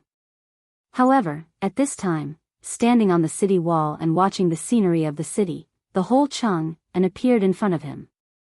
Without the bustling appearance, there was only silence and the sense of separation after the line of sight was pulled away. Ordinary people would probably scream excitedly to find where their home was. From the perspective of literature and art, they could probably perceive the historical vicissitudes of this magnificent city left by thousands of years. But from the perspective of talisman Taoism, what could they see? Chang'an City is actually a big tactical array. Master Yen Sei's answer directly shocked Ning Ke and made him speechless. This is a magnificent city that gathered the wisdom of countless cultivators of previous generations. Even with the wealth of the Tang Empire, it took us 30 years to build it. It is only natural that it should be the most powerful tactical matrix in the world. That's why it is called Shocking God. Ning Ke opened his eyes and looked at Chang and city under his feet, trying hard to see the general appearance of the tactical array, but to no avail. Master Yen Sei looked at his expression and could not help smiling, saying, "The God-shocking tactical array of Chang and city can't be seen with the naked eye, and most of it is buried underground. I can tell you that the array pivot is under the Imperial Palace, and the Vermilion Bird Avenue is the array route." The old Taoist pointed to the direction of the Imperial Palace with his right hand, and then his fingertips slowly moved down along the Vermilion Bird Avenue, and continued, "The array route extends to our feet, that is, the south gate of Vermilion Bird. Then it disperses through the city wall, and returns to all the city holes in the inner and outer city. You can also see the big tactical array of Chang and city as an extremely complicated and vast talisman. This talisman is composed of countless divine talismans. As long as the array eye is opened, this vast talisman will be activated to protect this magnificent city and its residents." Ning Ke looked at the dense buildings in Chang and city, looked at the busy but joyful people like ants, and listened to Master Yen Sei's words. He could not help but be shocked, and his admiration and awe were beyond words. "The Vermilion Bird painting that I took you to see just now is the most powerful divine talisman in this vast talisman." It took Ning Ke a long time to suppress the shock in his heart. Looking at the magnificent city in front of him, he murmured with emotion, "Once this big tactical array is opened, I don't know what it will be like.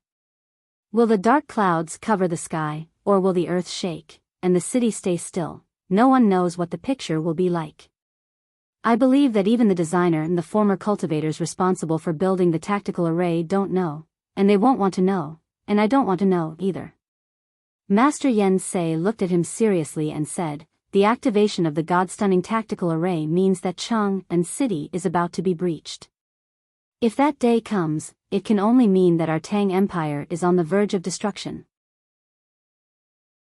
Ning Ke suddenly thought of a key problem, and looked at Master Yen Sei seriously and said, "Master, you shouldn't tell me such things, especially the array pivot and the array route. It's not good." Master Yen Sei calmly said, "Do you know who is responsible for the God-stunning tactical array of Chang and city in the Tang Empire now?" "Who?" "Your master, me." Master Yen Sei looked at him with a smile and said, "And you are my only successor. After I leave this world, you will be responsible for the God-stunning tactical array. So it's natural to let you know some things in advance." Ning Ke did not say anything. With a pale face, he turned to look at Chang and city below the city tower and shook his head. A very strange sound came out of his mouth. It seemed that he was swearing, and it was more like he was unconsciously muttering.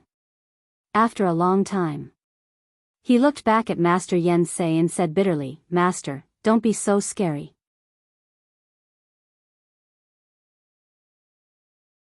Chapter 180. If I scare you to death, where can I find a successor? The problem is that it doesn't sound true. Why not? Chang and city, God-stunning array, to me? Why? Why? Because there are too few divine talisman masters qualified to preside over the God-stunning array, and even fewer who can be absolutely trusted by the Empire. Among the 3 divine talisman masters living in seclusion in the academy, only little Huang He is a citizen of Tang, and your uncle Gongsun has a serious health problem. Ning Ke, you are a student of the headmaster of academy and my disciple. Why can't the imperial court trust you? Why can't it be given to you? Who can agree? I agree. Master, is it enough for you to agree? His Majesty has agreed. He told me that he once told you that he would take you to see something after you officially step into talisman Taoism. His Majesty did say that, but what does it have to do with what we are talking about now? When you see that thing in the future, you will understand.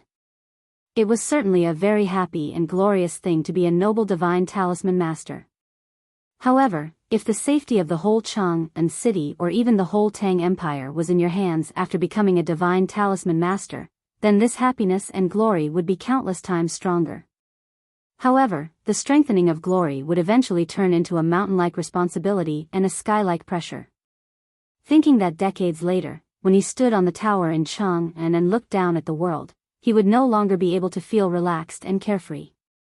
Instead, he would have to carefully observe the millions of Tang people living among them and be ready to make choices that ordinary people would never be able to make for the survival of the Tang Empire, which had lasted for thousands of years. Ning Ke felt that it was difficult for him to breathe and he felt depressed. If an objective evaluation was made, any young man who had just touched the cultivation world for less than a year and was still in the no-doubt state would be scared to death when he suddenly learned that the big shots of the empire were so important to him in the future. Ning Ke was no exception. After all, he had experienced too many shocks in his life, and he was bold enough to be wild enough. Especially after entering the second floor of the academy, his mind became more stable, even calm and lazy.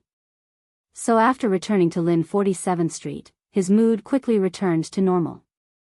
At the entrance of the alley, an old cat was lying on the flagstone, squinting and lazily basking in the sun.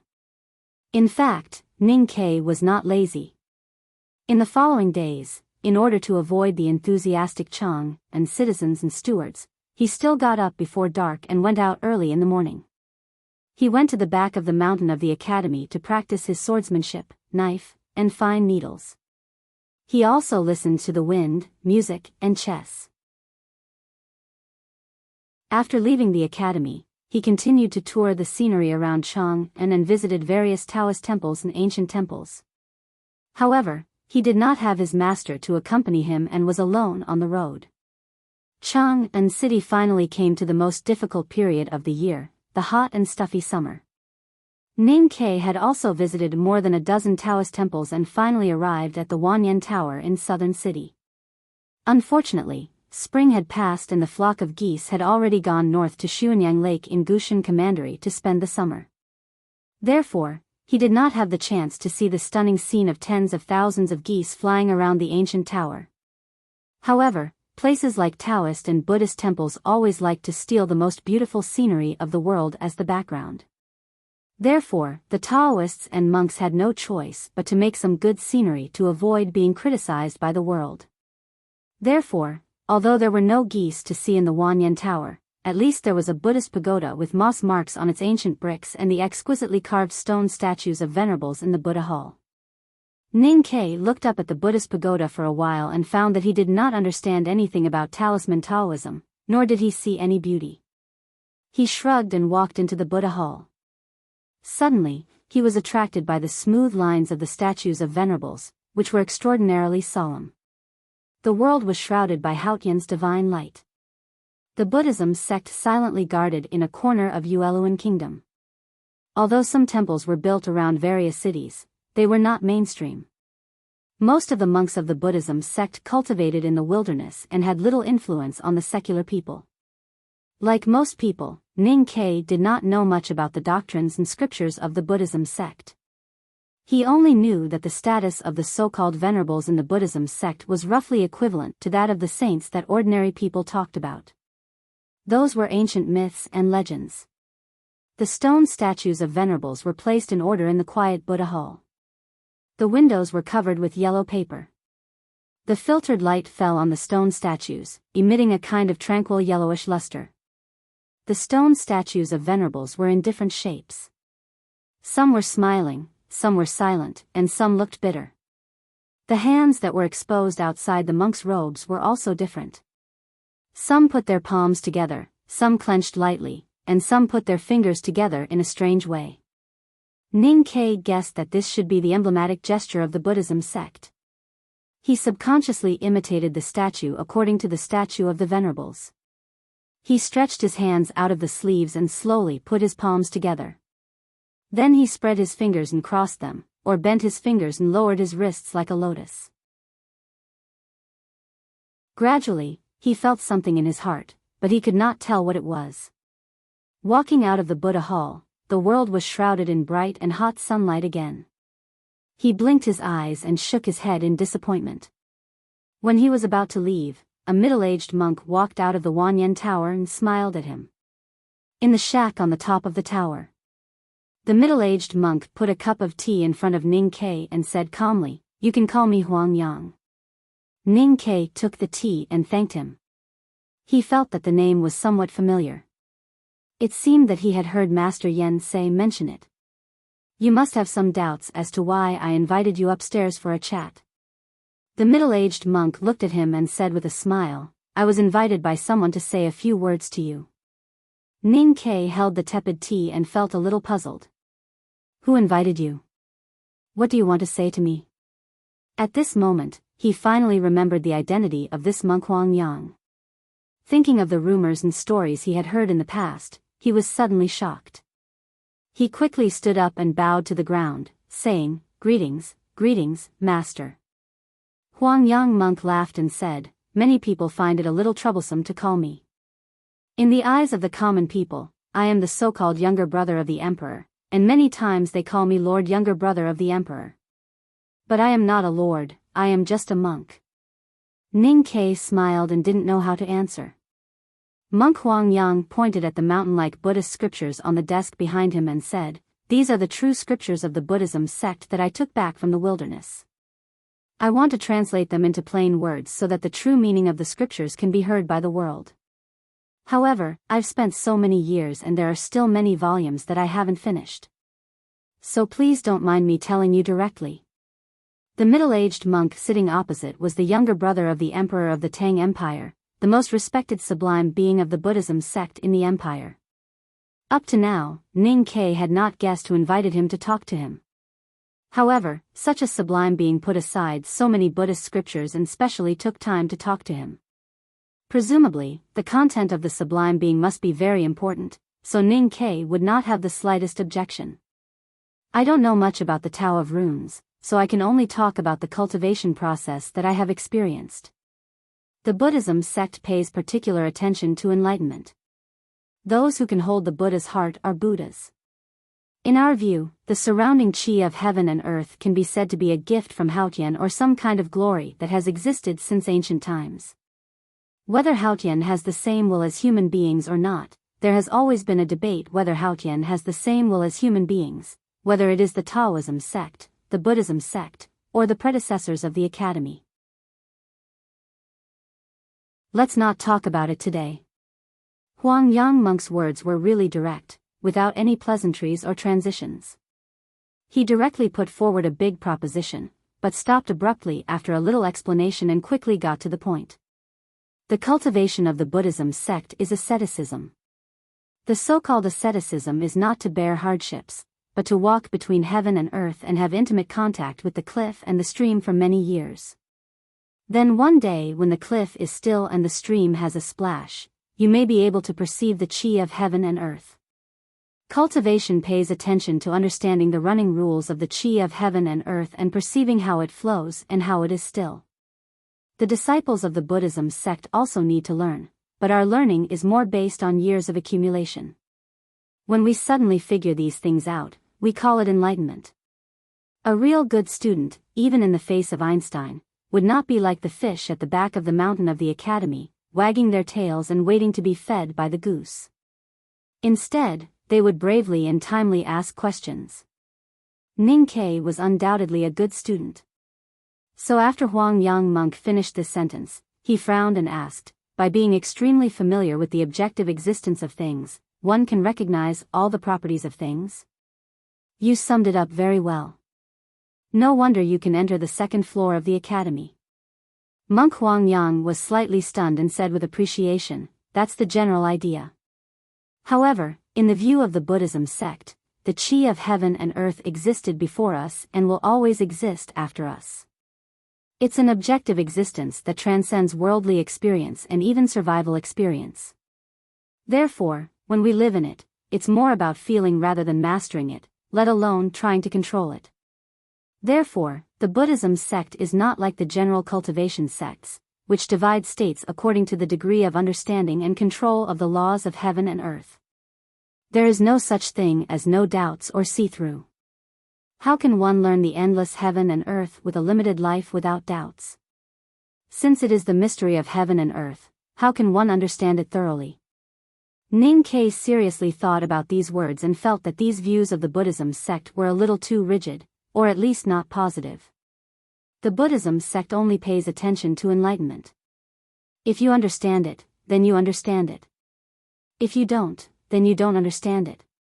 Huang Yang monk looked at him and said calmly, "Since I was a child, I followed my master to practice asceticism everywhere in the world. After my master passed away due to old age, I heard that there was a holy land of the Buddhism sect in the extreme west of the wilderness, so I went to the Yueluan kingdom and followed the caravan of the Yueluan kingdom into the wilderness. During the 7 years, I followed 17 different caravans into the wilderness. Some caravans stayed in the barbarian tribes and never came back. More caravans returned to the Yueluan kingdom with generous rewards, but I never found the legendary holy land of the Buddhism sect.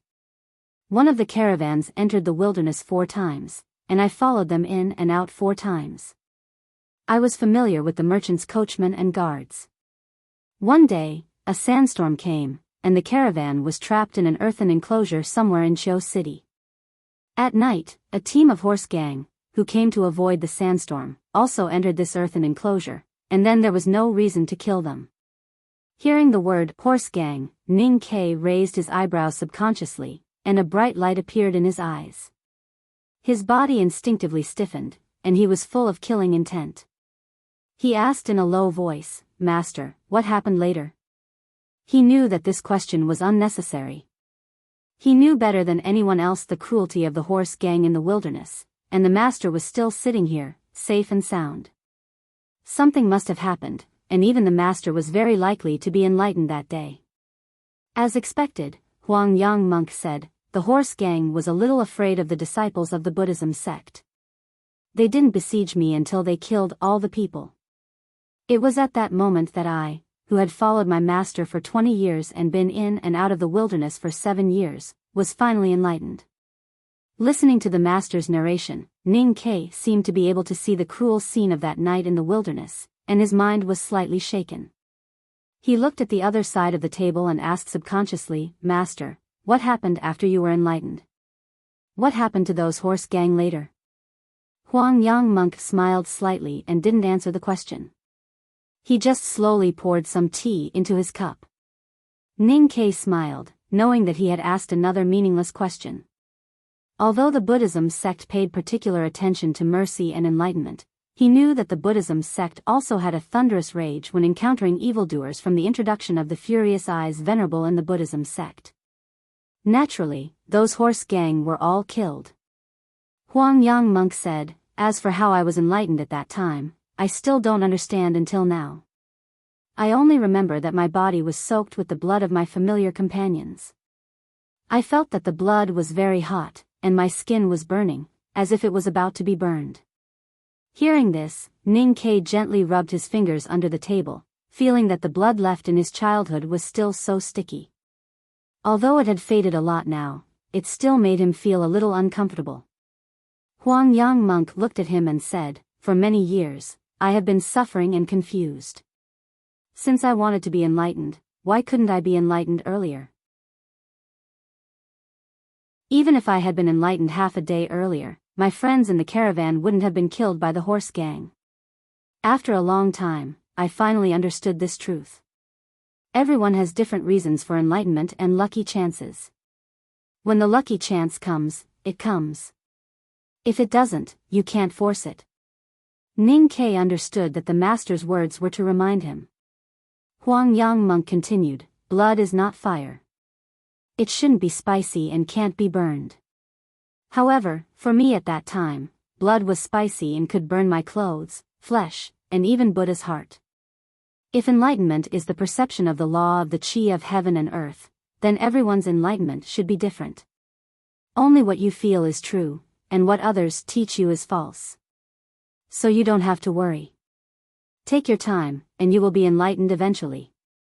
Ning Ke pondered in silence for a long time. Then, he bowed deeply and walked down from the Wanyan Tower. A moment later, Li Qingshan, the master of nation of Tang, came in from nowhere. He looked at Huang Yang monk and said, "Thank you very much." Huang Yang monk shook his head and said, with so many contacts in such a short time, don't you worry that he will have problems? Li Qingshan said calmly, a divine talisman master who has already stood at the threshold, a virtuous brother of the Buddhism sect, and those eccentrics in the second floor of the academy. With such a lineup to guide a young man who has just entered the cultivation world, if he doesn't have any problems, then his future must be promising. If this still doesn't work, then we can only wait for the headmaster of academy to return home. The grand cultivators who stood at the top of the Tang Empire were all devoted to the education of Ning Quebec. Just as the nation master Li Qingshan had said, such a lineup might not be impossible in the future, but it was highly unlikely to appear in the past. After a moment of silence, Huang Yang monk smiled and said, I hope he can live up to your expectations in the future.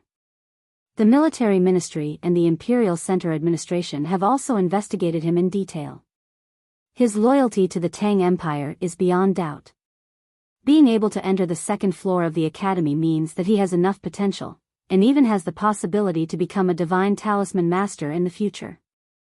The most important thing is that he is not like other cultivators who are ignorant of worldly affairs and walk in the clouds.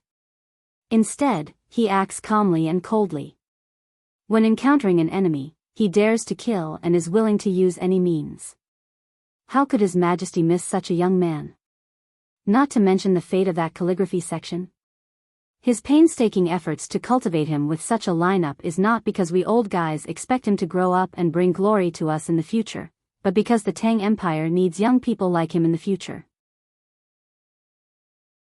Since that day in the palace, Ning Ke had sent some calligraphy sections to the Tang Empire through the bodyguard office after eating the exquisite but not filling royal meal of cold fire autumn smoke. He had never entered the palace again, nor had he met the emperor of the Tang Empire.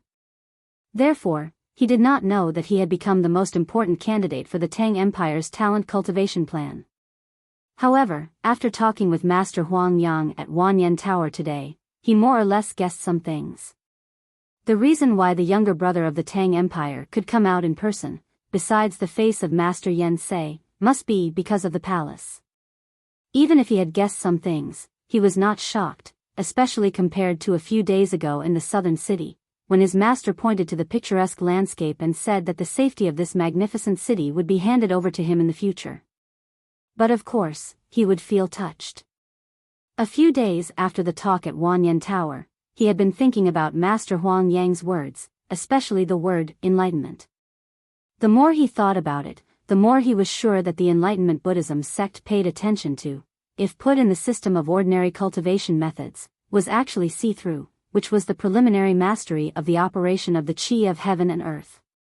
At this time, Ning Ke's state was still at no doubt state, only a small distance away from the lower state of see-through. The same was true for talisman Taoism. He was only a little bit away from drawing that talisman, but this seemingly small distance was actually the most difficult part. Seeing that there was only one step away from climbing the dangerous peak, but that step could not be taken, no matter who it was, they would inevitably feel anxious and anxious. A few days ago, Ning Ke did manage to be calm, but of course, deep in his heart, he had been looking forward to the arrival of that day.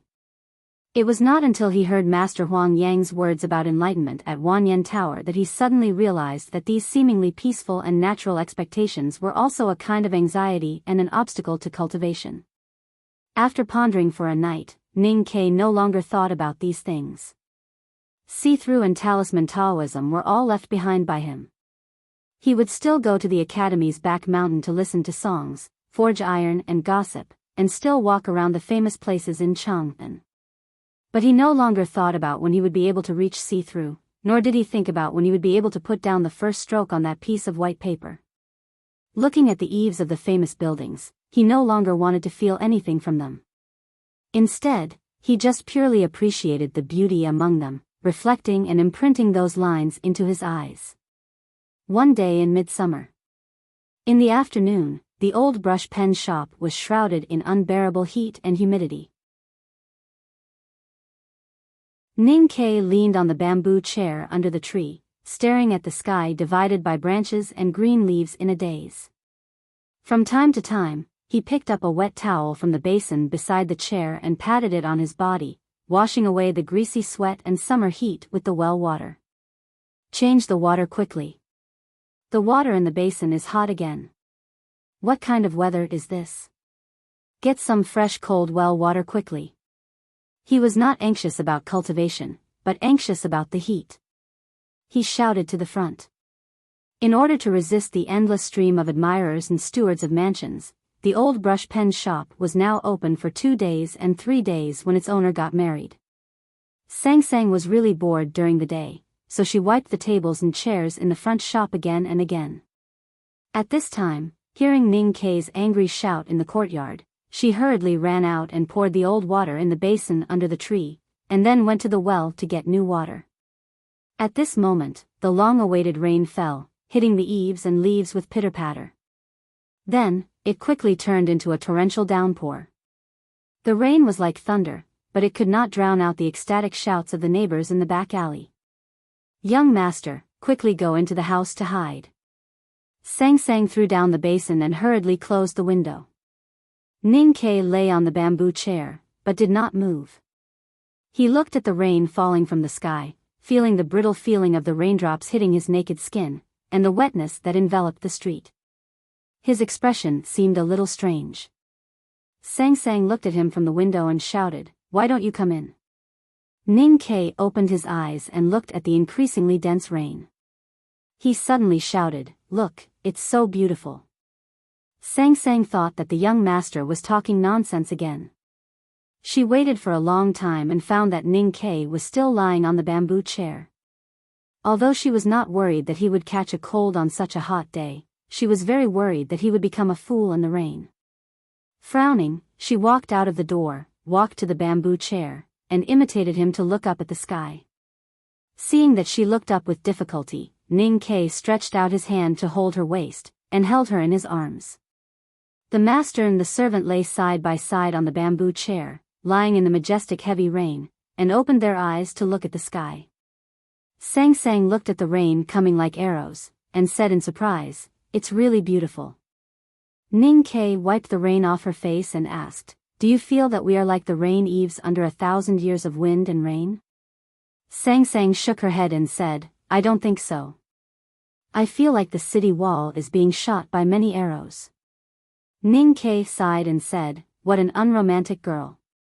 At night, the rain gradually stopped. Sang Sang began to cook. After drying his body, Ning Kei came to the desk in front of the window again. He poured water into the inkstone, ground the ink, and picked up the brush, as natural and ordinary as he had done every time for more than 10 years. The white paper on the desk was still the original one. The edges had been rolled up after dozens of days, but the top was still white. He looked away from the page of the Talisman Classics, and then looked at the rain dripping from the eaves. Then he lowered his wrist and put down the brush. The full tip of the brush, like a treetop full of rain, gently fell on the snow-white paper. 1 line, 2 lines, 3 lines, 6 lines.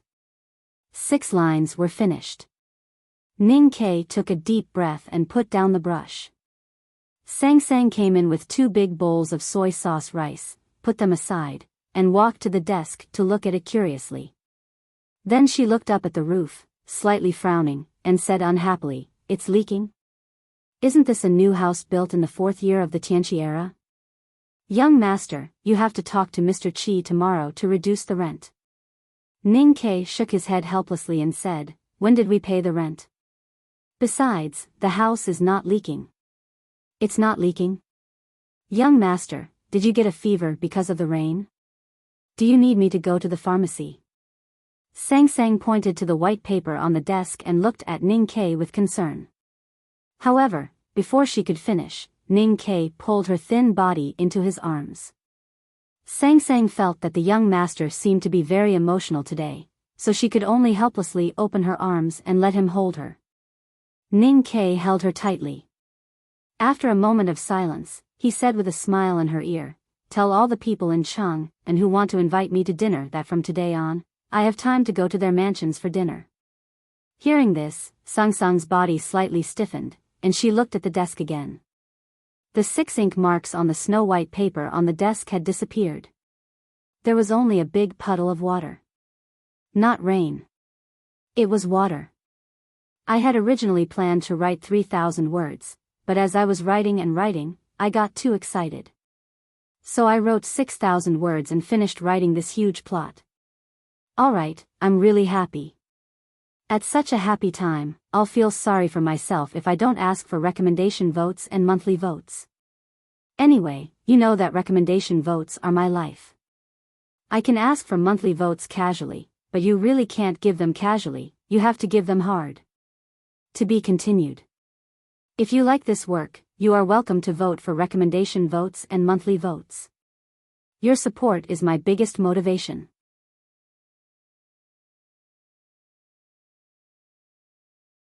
Chapter 181. Of course, Ning Ke was very happy to draw the first talisman in his life. Then he calmed down and sighed with emotion. But he was not as ecstatic as he was when he embarked on the road of cultivation last year. Cultivation had tortured him for more than 10 years. He had been desperate but suddenly succeeded. But talisman Taoism was a matter of course. He knew that he could understand it, but he did not know when he could. Of course, it was impossible for him to announce it to the whole world. He only told the people closest to him. Then, he was surprised to find that the reaction of these people was even stronger than his. For a moment, he couldn't help but wonder who wrote the water talisman on the snow-white paper on the desk. Sang Sang went to the Victory House to invite a chef to make the table noodles. Senior brothers and sisters in the back mountain of the academy spread the news. They thought that their youngest brother would be obsessed with talisman Taoism and would not practice the flying sword anymore. So their heads and the butt of the big white goose would be much safer. So they danced with their hands and feet, played the flute and played the zither. After Master Yen Sei knew the news, he sat in the Southern Gate Temple for a while and then went to the House of Red Sleeves to indulge in drinking. When he was drunk, 2 lines of tears flowed down his old face. On the 3rd day after the summer rain, the highly respected old Chancellor of the Tang Empire held a banquet in his mansion with a random excuse. Dozens of officials were invited to the banquet. They drank and made merry under the rain-shielding veranda in the courtyard. Everyone was confused, but it was not appropriate for them to ask. Naturally, the important figures of the imperial court would not sit in the courtyard with these middle-level officials. Instead, they were chatting with the old chancellor in the main room. As they listened to the chancellor's hearty laughter, the doubts in their hearts were even stronger than those of the officials outside. They were all guessing what kind of joyous event had happened that could actually make the stern old chancellor, who led the literary world with his scholarly articles, so happy. Could it be that the border army had conquered a large piece of territory for the empire, or that the old chancellor's granddaughter was about to get married? On such an occasion, no matter what happened, everyone should have fun. But looking at the white-haired old chancellor sitting on the left side of the old chancellor, even the minister of the Ministry of Rights could not say much. That person was Wang Shichen, the Grand Secretary of the Imperial Library. Throughout the entire imperial court, apart from the Prime Minister and a few others, only this Grand Secretary would dare to disrespect the old chancellor. Moreover, everyone knew that these 2 elders had never gotten along. The chancellor and the grand scholar hadn't been on good terms with each other for a long time, but it had nothing to do with the political opinions or the internal strife. The great Tang placed great importance on the law, and even the nobles did not dare to violate it. The various departments acted according to the law, and although there were no harsh punishments, it was extremely difficult to brush past the edges of the law. As a result, no minister dared to form a clique for personal gain. The few ministers and ministers in the main room knew clearly that the hatred between the 2 old chancellors stemmed from a love affair decades ago. At that time, both of them were students of the academy. They shared the same room and shared a deep friendship. It was a pity that they shared the same room with a young girl, and the girl was the Prime Minister's daughter. Her temperament was unbelievably good, and the most unfortunate thing was that the Prime Minister only had one daughter, so, Wang Shichen, the Grand Secretary, sneered and stroked his white beard. He looked at the old chancellor and said, "I heard that you often sent stewards to Lin 47th Street recently, and even bought a few sections from others?" That's right. Are you jealous? The old chancellor smiled and looked at him, saying, Don't talk about losing the face of the imperial court. Ning Ke is a student of the academy, and we are old acquaintances. Moreover, he has entered the second floor. What's more, I have to show him respect even though I'm much older. I heard that your steward often goes to the old brush pen shop these days. Why do you have to talk about me? Look, if you didn't have a guilty conscience, why would you answer so many questions with just a few questions? Grand Secretary Wang sneered and said sarcastically, Ning Ke's calligraphy is really good. His Majesty likes it, and so do I. What's wrong with me sending someone to the old brush pen shop? I just sympathize with you.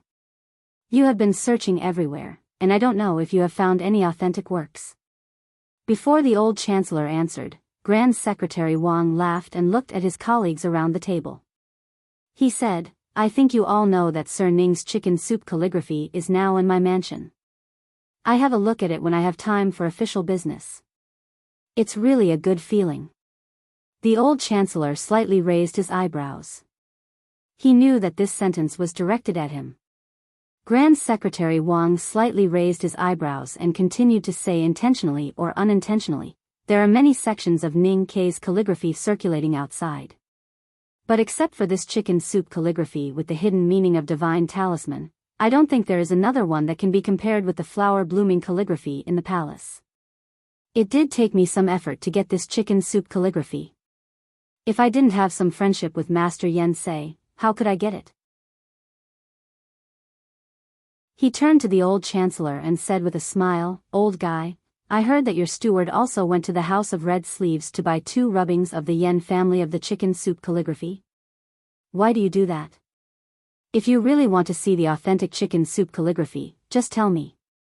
Why do you specially invite me to have this meal? Why do you have to bother so many colleagues to accompany you? The old chancellor breathed heavily. He put his hands on the table and sneered, If I want to see it, you will send it to my mansion? Don't even think about it. Grand Secretary Wang smiled and said, His Majesty knows that the chicken soup calligraphy is in my mansion and has asked me for it 3 times. I didn't do it. The chicken soup calligraphy will definitely not come back to the palace. If I send it to your mansion, you will definitely not give it back to me. How can I be fooled? His Majesty has been to my mansion twice this month. If you want to see it, just come to my mansion. Big head Wang. Don't bully me too much. The old chancellor slammed the table and scolded harshly. The master of moral essay called Wang Shichen by his nickname in the academy out of anger today. It was really unbearable. If it were in normal times, Wang Shichen would probably scold him. However, he had the absolute upper hand with the chicken soup calligraphy today. He could show pity to the loser. He shook his head indifferently and said sympathetically, You are too impolite. You are too impolite. The old chancellor thought of the purpose of today's banquet. He forcibly suppressed his anger and sat down slowly. He sneered and said, Today I have another purpose for this banquet. Just you? Do you think you have a big head and a big face? Grand Secretary Wang smiled slightly and did not care. Finally, this sentence is used again. The 2 senior statesmen quarreled and mocked each other. The ministers and chancellors at the table did not dare to interrupt. They were used to this scene and knew that it was useless to persuade them. So they could only maintain an awkward silence. Not long after, there was a slight sound in the courtyard. It seemed that a guest had arrived. Grand Secretary Wang looked out of the threshold and frowned slightly. The old chancellor smiled and looked at the young man who walked into the courtyard surrounded by several young men. He stroked his long beard with satisfaction and squinted at him. He said, The authentic chicken soup calligraphy? Let's take a look at the owner of the chicken soup calligraphy first. At this time, these bigwigs of the imperial court had already guessed the identity of the young man. Although they more or less knew this person before, they could not help but sigh in their hearts when they found that he was so young. Grand Secretary Wang's expression was very ugly. In spring, the entire Chang'an city was shocked by the appearance of the owner of the flower-blooming calligraphy. Many high-ranking officials and nobles wanted to get close to this person in order to please the emperor. Even Ning Ke himself had sent a steward to invite this person to his mansion for a chat. However, no one expected that this person would turn a blind eye to all the invitations and continue to live peacefully in the shabby alley. Usually, if a calligrapher showed this kind of attitude to the bigwigs of the empire, even if he was the second master of calligrapher, he would be instantly defeated until no one paid attention to him. However, this young calligrapher was quite favored by His Majesty and was also a student of the second floor of the academy. Even these high-ranking officials and nobles did not dare to do anything to him and could only let him be with love and hate. As time passed, the Chang'an prefectures found that this person treated everyone like this and had never attended the banquet of the He family. They thought that cultivators had many different interests and gradually did not care about it. When it was time to buy the calligraphy, he still did not show any mercy. However, who would have thought that today, this person actually appeared at the banquet of the old chancellor. The Tang officials inside and outside the courtyard were all extremely smart people. It only took a moment for them to roughly guess why this calligrapher made an exception. Wang Shichen sneered and turned to look at the old chancellor. He said sarcastically, "Congratulations on having a good granddaughter." The hidden meaning in this sentence was actually a little vicious. But just like Grand Secretary Wang's previous verbal attack on the old chancellor, only the winner was qualified to be forgiven. The old chancellor smiled and mocked, "Who told your granddaughter to be unable to enter the academy?" This sentence was the biggest regret of Grand Secretary Wang in the past 3 years. His expression slightly changed and his fingers slightly trembled. He pointed at the old chancellor's face and angrily scolded, "You old man, don't be so proud." The old chancellor sighed and said, "As the first old man in Chang'an to invite Sir Ning to his mansion, it is hard not to be proud." Grand Secretary Wang looked back at Ning Ke, who had walked out of the threshold, and said angrily, "Do you need to look at an old hen to drink chicken soup?" The old chancellor smiled generously and shook his head with a sigh. "You are so out of control. There was a heavy rain in midsummer the day before yesterday." Ning Ke wrote an inked talisman on the snow-white paper and then said that sentence to Sang Sang. Then he began to go to the banquets of each family. The master and the handmaiden checked and found that they had actually collected more than a dozen invitations and name cards in just a month or two. He was very clear that the reason why these bigwigs in Chang'an treated him so courteously was all for the sake of His Majesty. Previously, he treated everyone equally and did not go to any family. Of course, he was not afraid because he was at the back of the mountain of the academy. But once he started to go to the banquets, he must pay attention to the order. Otherwise, if he offended some bigwigs in the imperial court because of etiquette, even the academy could not help him. Yesterday at the lakeside of the academy, he seriously consulted Situilan and finally decided to put the invitation to the old chancellor's mansion as the first one. The reason was very simple.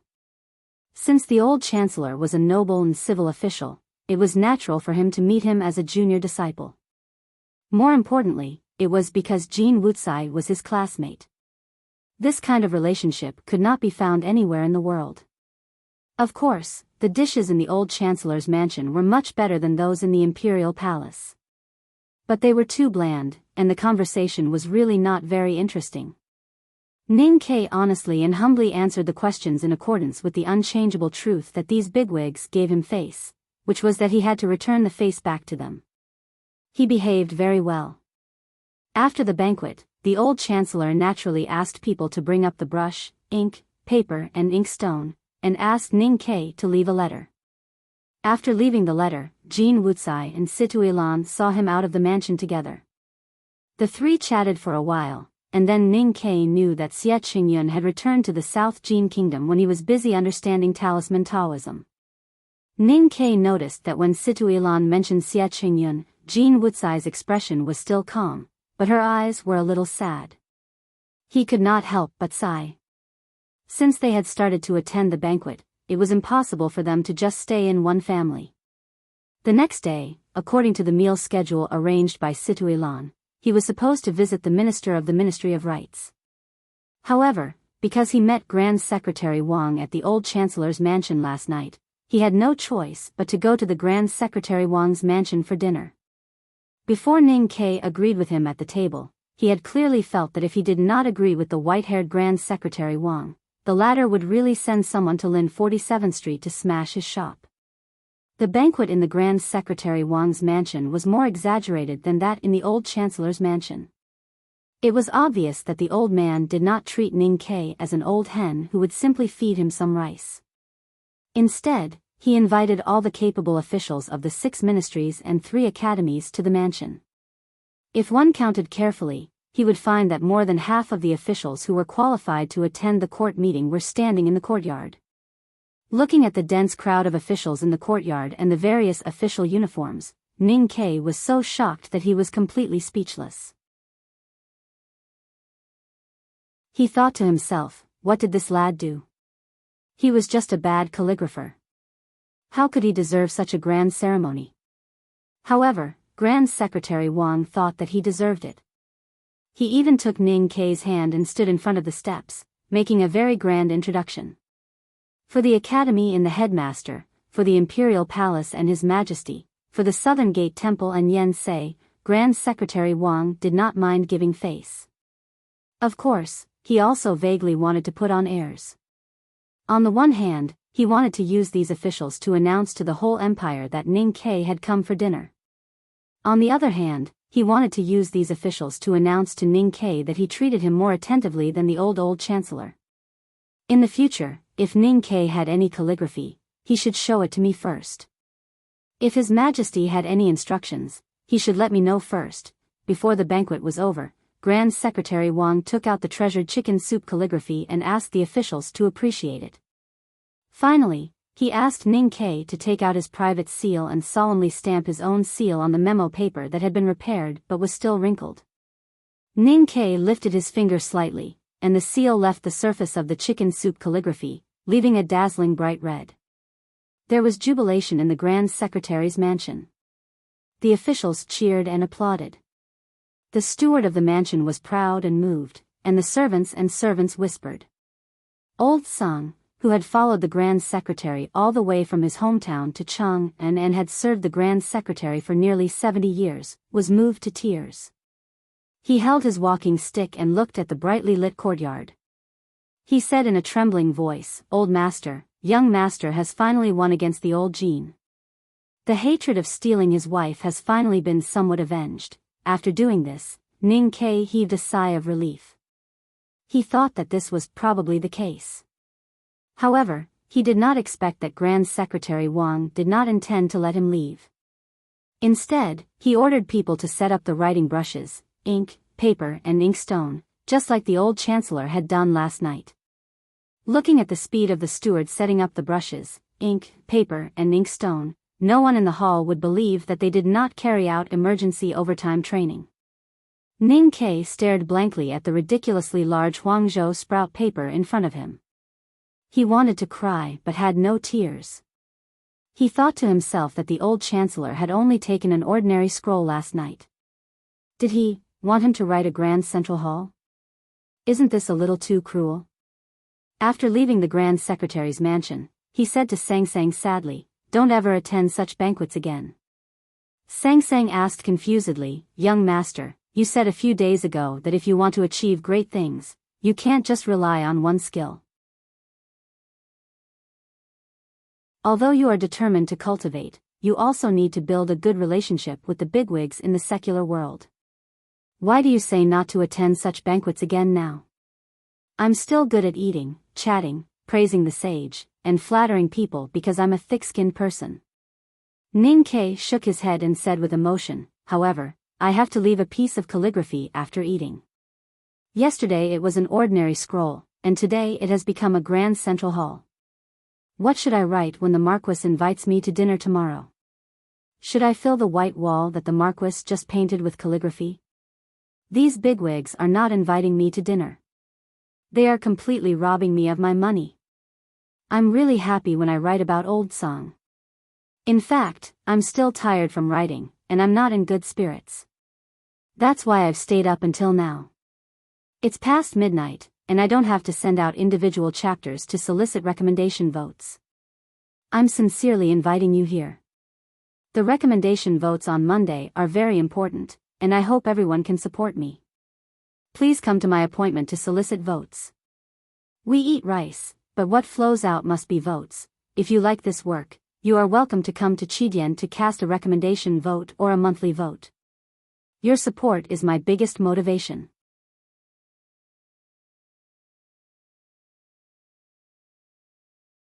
Chapter 182. Because he could not bear to part with his beautiful concubine, the emperor did not attend the morning court. Because he could not bear to fight for gold over silver, Ning Ke did not eat from then on. What he meant by not eating was that he did not attend banquets, not because he really disliked the Tang Empire and wanted to express his dissatisfaction by not eating anything. He had experienced the terrible drought and famine when he was a child and was deeply traumatized by it. He insisted that eating was the most important thing in this world, because there were no immortals in the world who could eat wind and drink dew. Even the most powerful sage of sword, Liu Bai, would be starving if he did not eat for a few days. Anyone who did not eat would die. Eating and drinking? In those years when there was no food, even a naked beauty was probably no different from meat in the eyes of many men, not to mention things like roses that represented love. The Buddhism sect always liked to preach about pink skulls. Ning Ke could not help but secretly guess that those sadhus ate vegetables and tofu gruel every day and had to climb mountains and ridges. They were in a state of half-starvation every day, and that was why they came up with such a correct and idiotic argument. And Yueluan Kingdom was the most prosperous place for Buddhism, so there might be some connection between the two. The people who were so hungry that they did not even have the strength to curse the heavens might not be interested in doing those things between men and women, so they had to tighten their belts and chant sutras. Ning Ke's ideas were naturally not correct, but at least there was a hidden rule in human history. The most fundamental reason for the wars between tribes and countries was to eat. To fill their stomachs, the refugees dared to attack states, capture cities and fight with the regular armies of various countries. In order to fill the stomachs of their people and prevent them from risking their lives against them, the various countries did not hesitate to shed all pretenses of cordiality and put down their statuses to forcefully seize more land. Similarly, to fill their stomachs, the tribes of the wilderness of the north, which had been away from the central plains for more than 1,000 years, were forced to move south with great difficulty. They took the initiative to attack the fierce barbarian tribes on the grassland, regardless of whether they would alarm the countries in the central plains or whether they would bring any future troubles. Wars were for eating. Of course, in order to win wars, the first thing to do was to ensure that the people in the war had enough to eat. On the slightly cold grassland, the smoke rising from dozens of earthen stoves and the mutton being cooked in dozens of big pots was a guarantee. Thousands of men dressed in animal skins sat around the earthen stove, silently eating mutton. Whether it was the wrinkled old men or the immature young men, they all had calm and resolute expressions, as if they hadn't just traveled thousands of miles to the south, but had lived here for many years. They were a part of the army of the Northern Wasteland tribe. In other words, they were a part of all the men who could fight in the Northern Wasteland tribe. In this southern expedition, all the men who could fight in the Northern Wasteland tribe were gathered here. There was no army.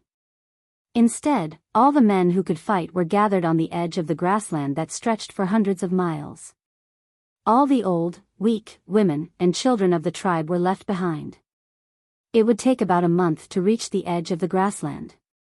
If the men could not win this war and take over the grassland, then their families in the wilderness behind them would definitely be swallowed by the darkness, cold, hunger, and the blades of the enemy.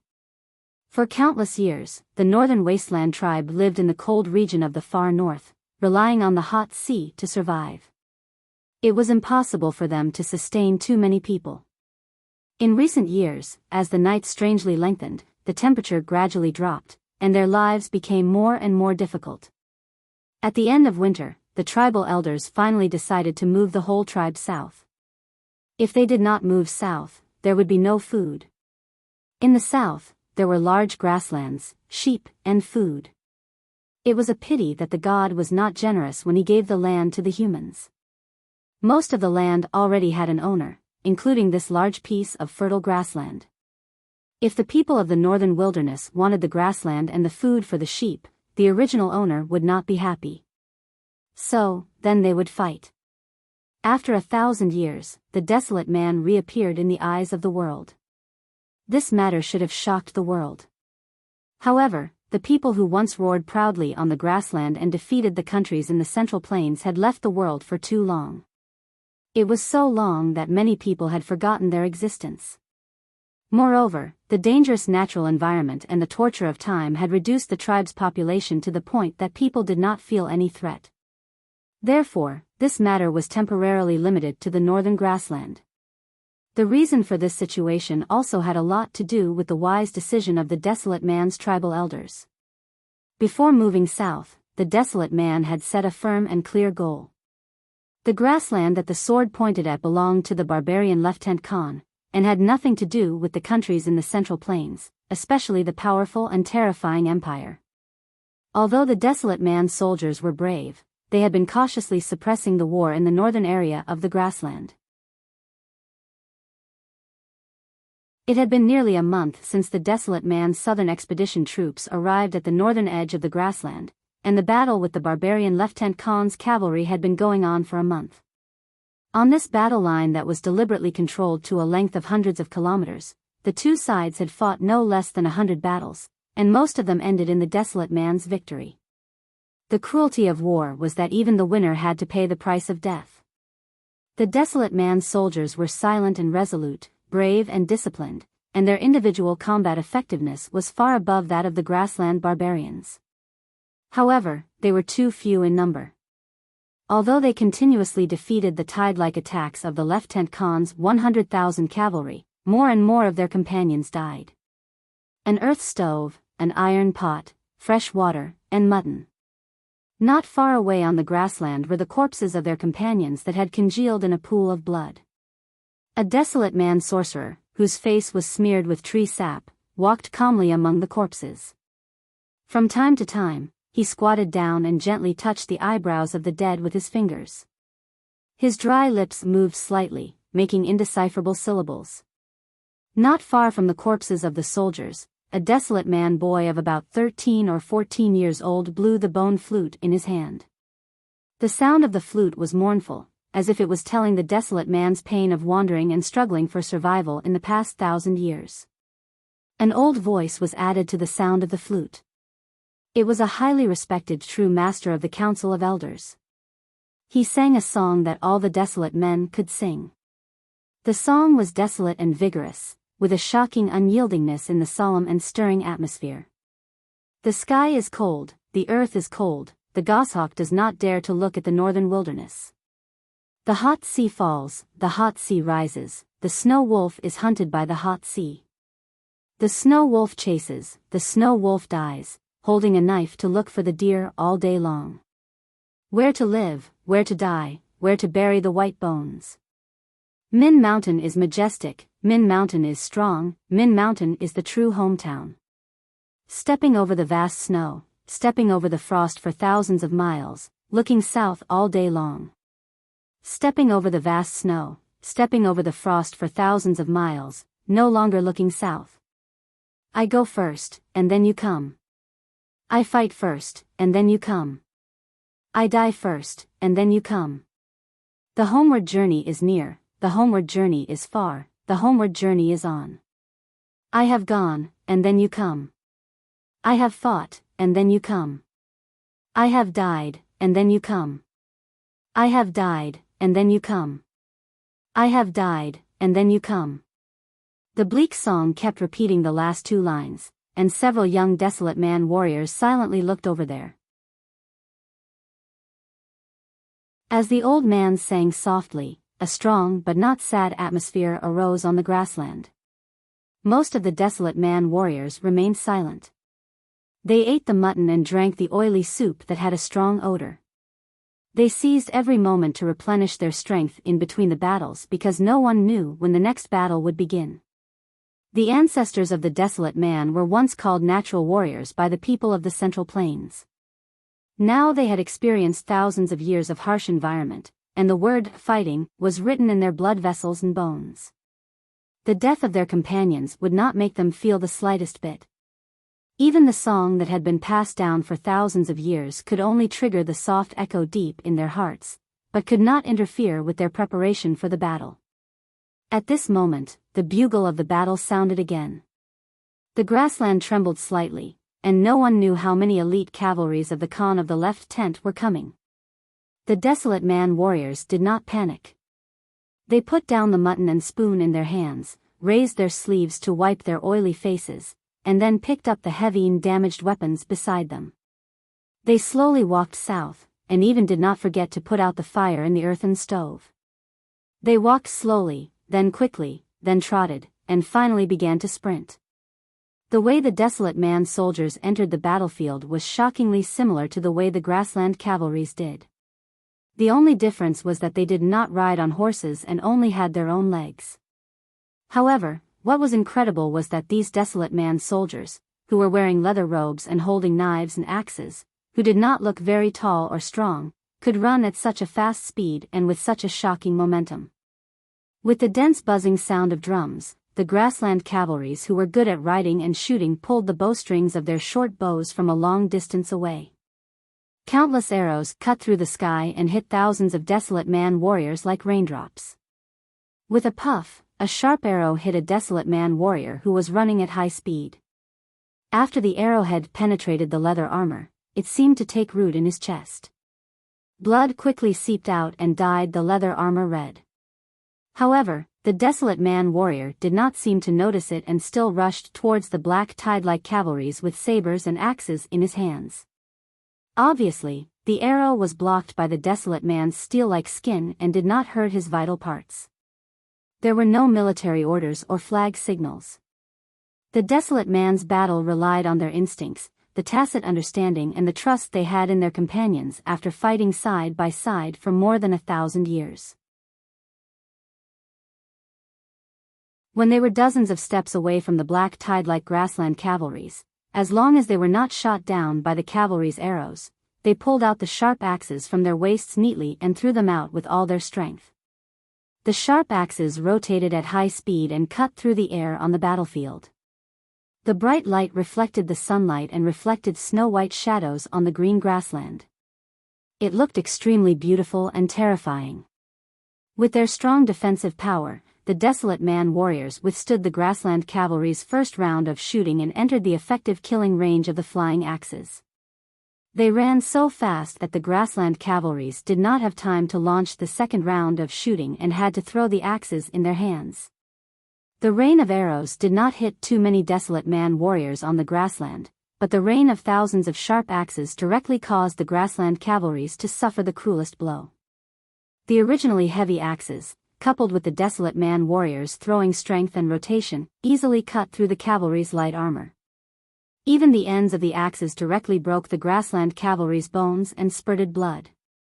To say a few very important things, first, after I finished writing last night, I was working on the next chapter's outline. I was deducing and overruling it all the way. I don't know if I was excited by the future plot or depressed by the level of trouble. Anyway, I had insomnia and couldn't fall asleep until noon. So I didn't sleep at all and hoped to adjust my biological clock again. However, I really couldn't stand it in the afternoon. I spent 4 to 5 hours writing this chapter. The quality and mood should be fine, but I really don't know the words because my eyes are blurry. I will go to sleep after eating the food my leader brought back. If I wake up tomorrow, I will try to write more. There is another very important thing to report to everyone, which is the annual selection. To be honest, with the help of everyone, I won the Best Author 2 years ago and the Best Novel last year. I am really grateful and satisfied. I really don't know what to do this year. Anyway, if you want to vote for me for free, I am still deeply grateful. But please don't spend money to vote for me. I really have nothing to ask for. The book reviews section moderators also have the best novel selection, but I don't know why our moderators are not in the designated range. Scratching my head, they have really worked hard these months. I am very clear about this, so I want to take this opportunity to express my sincere gratitude to them. Bye, everyone. This paragraph does not count. What I said before is really not polite. I really have nothing to ask for. To be continued. If you like this work, please come to Chidian.com to vote for me. Your support is my greatest motivation.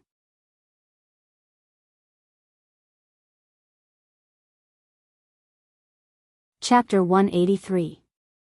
The sharp axes that whistled through the air and then fell deeply into the warhorses' heads, cutting off the grassland cavalrymen's arms.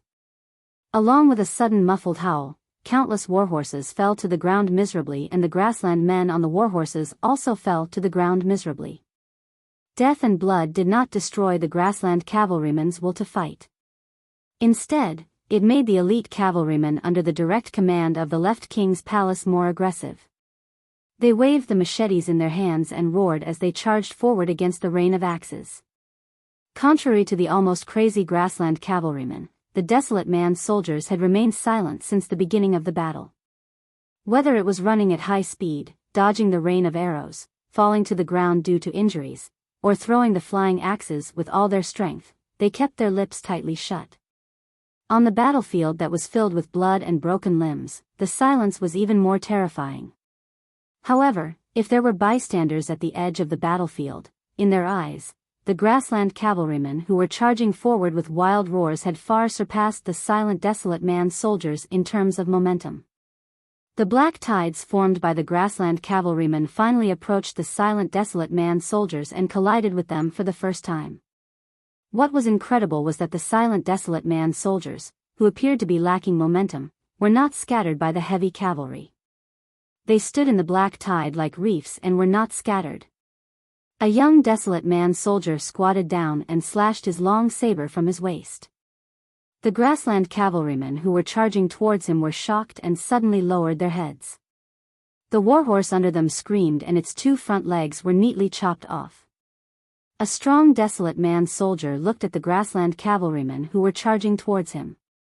He stepped forward with his right foot, lowered his body and bent his waist, and slammed into them with his shoulder. No matter how one looked at it, a human body hitting a horse was suicidal.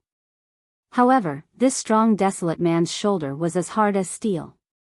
The angle he chose to hit was so accurate that he just avoided the cavalry's machete and hit the warhorse's front leg, the shoulder blade, the most vulnerable part. There was a muffled howl from a man or a horse. The warhorse neighed and rolled over. The grassland cavalryman on the horse perfectly demonstrated his riding skills at this moment. He flipped over and got off the saddle, avoiding the tragic ending of being crushed by the heavy warhorse. However, just as his feet landed on the ground, the strong desolate man's soldier's long saber came whistling and chopped off his head. Splash! The black tide formed by the grassland cavalryman came over. The desolate man's soldier stood in the black tide with his long saber in his hand and was instantly engulfed. But after a while, the black tide splashed with countless waves of blood. However, these mature and naive desolate man's soldiers once again surfaced and faced the second tide with blood all over their bodies. The tide overflowed the reef and then slowly receded. The reef still stood silently by the sea, as if it would never be washed away by the tide even after millions of years. The desolate warriors were not senseless reefs. In the face of the black tide of grassland cavalries, they did not choose to remain silent forever and fight recklessly. Instead, they made a second response at the fastest speed. Their feet, which were tied with animal skins, ran quickly on the grassland that had hardened due to the cold. Bringing grass and dirt with them, the desolate man warriors were like countless shadows weaving through the black tide of grassland cavalries. They avoided the accurate arrows, the sharp machetes, and the impact of the warhorses. They stayed close to each other tacitly and surrounded the grassland cavalrymen in the middle of the black tide in groups of 5. The scene was wonderful. The black tide of the grassland cavalrymen had flooded the entire battlefield, but they could not engulf these desolate man soldiers in the shortest time. And those desolate man soldiers did not care about the sabers and arrows behind them. They did not care about the grassland cavalrymen who were surrounded by 5 people. Some of them waved their long sabers and rushed up silently and fiercely. The long sabers were sharp and cut through the air. Their feet flashed like the wind. Wherever blood splashed, some grassland cavalrymen fell from their saddles and were instantly cut into pieces by the saber wind. The grassland cavalrymen on the periphery and the cavalrymen who had already rushed past the battle line could not make any effective rescue. They tried their best to shoot the arrows, but the number of desolate man soldiers they could kill was extremely limited. With their horrifying close defense power and unimaginable running speed, the battle on the vast grassland, which should have been one-sided or even a massacre between the cavalrymen and the infantry, was developing in an incredible direction. In fact, since the desolate man tribe moved south and began to fight with the Lieutenant Khan's tribe, this scene, which was completely against the grassland cavalrymen's fighting philosophy, had been playing out. The most terrible thing in a battle was not failure, but when you found that the ideas you had learned in the past battles and the most effective fighting methods suddenly became ineffective. This kind of mental blow could directly make people lose their confidence in fighting. In the previous battles, the grassland cavalrymen had suffered a crushing defeat because of this inexplicable mental panic. Every time they launched a seemingly foolproof charge, they found that the charge did not have any effect. Instead, they became the targets of those thin, desolate men. No matter how strong the troops were and how strict the battlefield discipline was, they could not stop the subsequent collapse. According to the process of the previous battles, the grassland cavalrymen should have had a nervous breakdown at this time, and then they would withdraw from the battlefield in a panic. Then they would gather again to rest and recover their spirit and physical strength, and wait for the next charge. Then they would collapse and fail again. But today's situation was obviously a little different. The cavalrymen who were surrounded by the desolate man soldiers on foot did not collapse.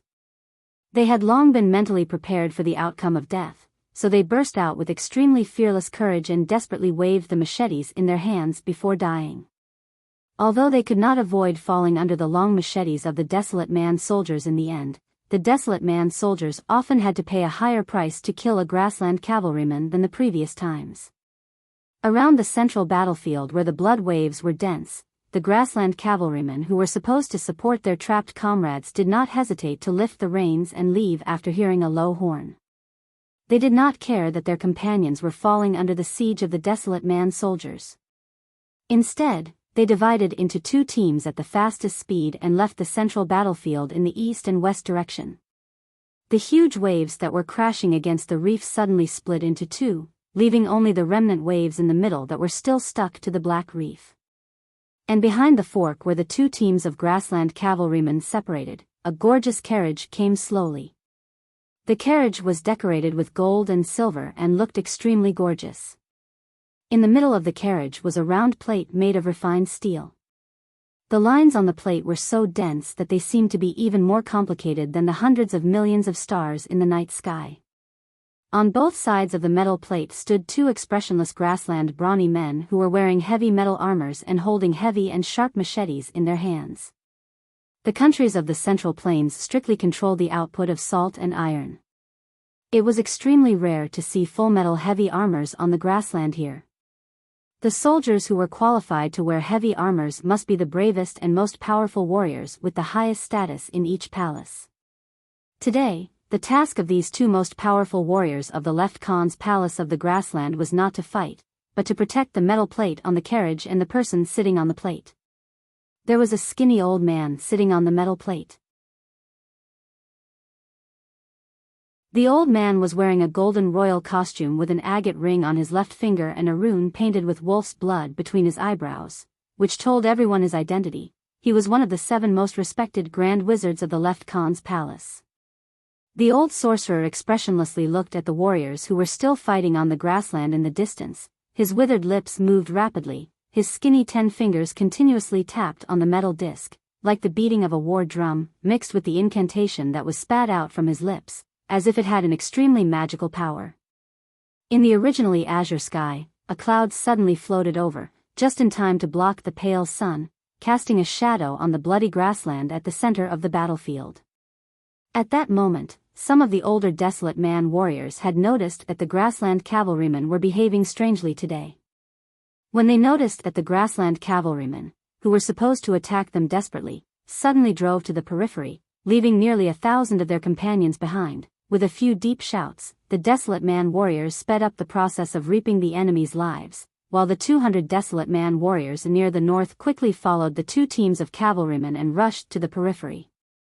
However, at the moment when the cloud covered the sun and the shadow covered the grassland, the Desolate Man warriors suddenly found that they could no longer catch up with the grassland cavalrymen who had driven to the periphery and began to wander along the big circle and shoot arrows again.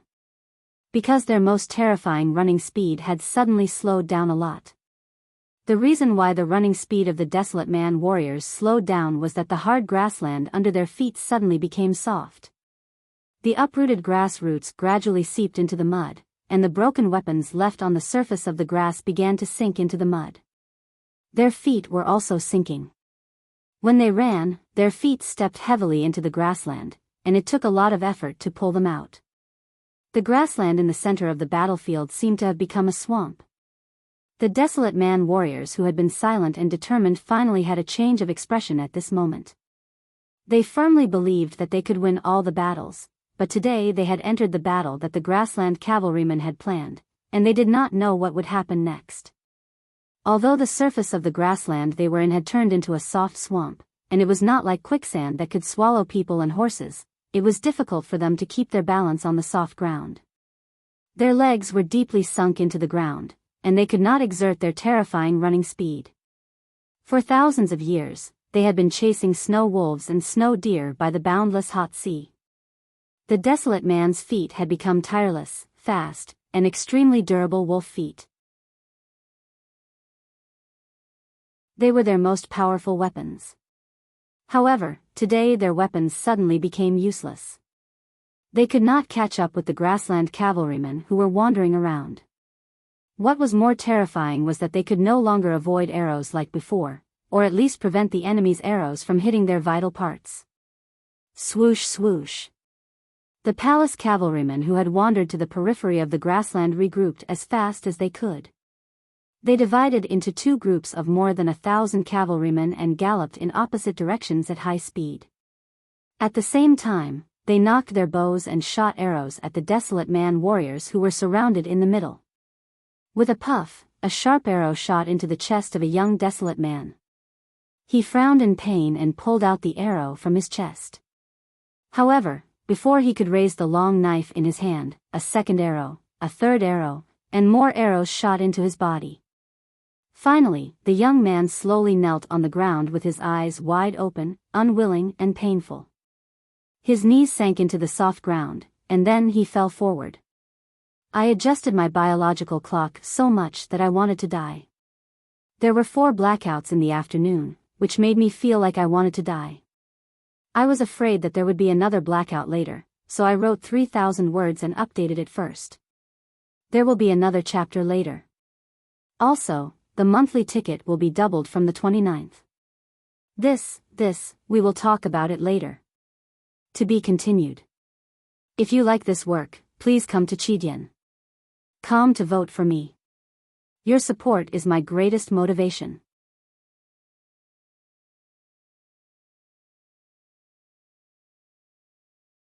Chapter 184.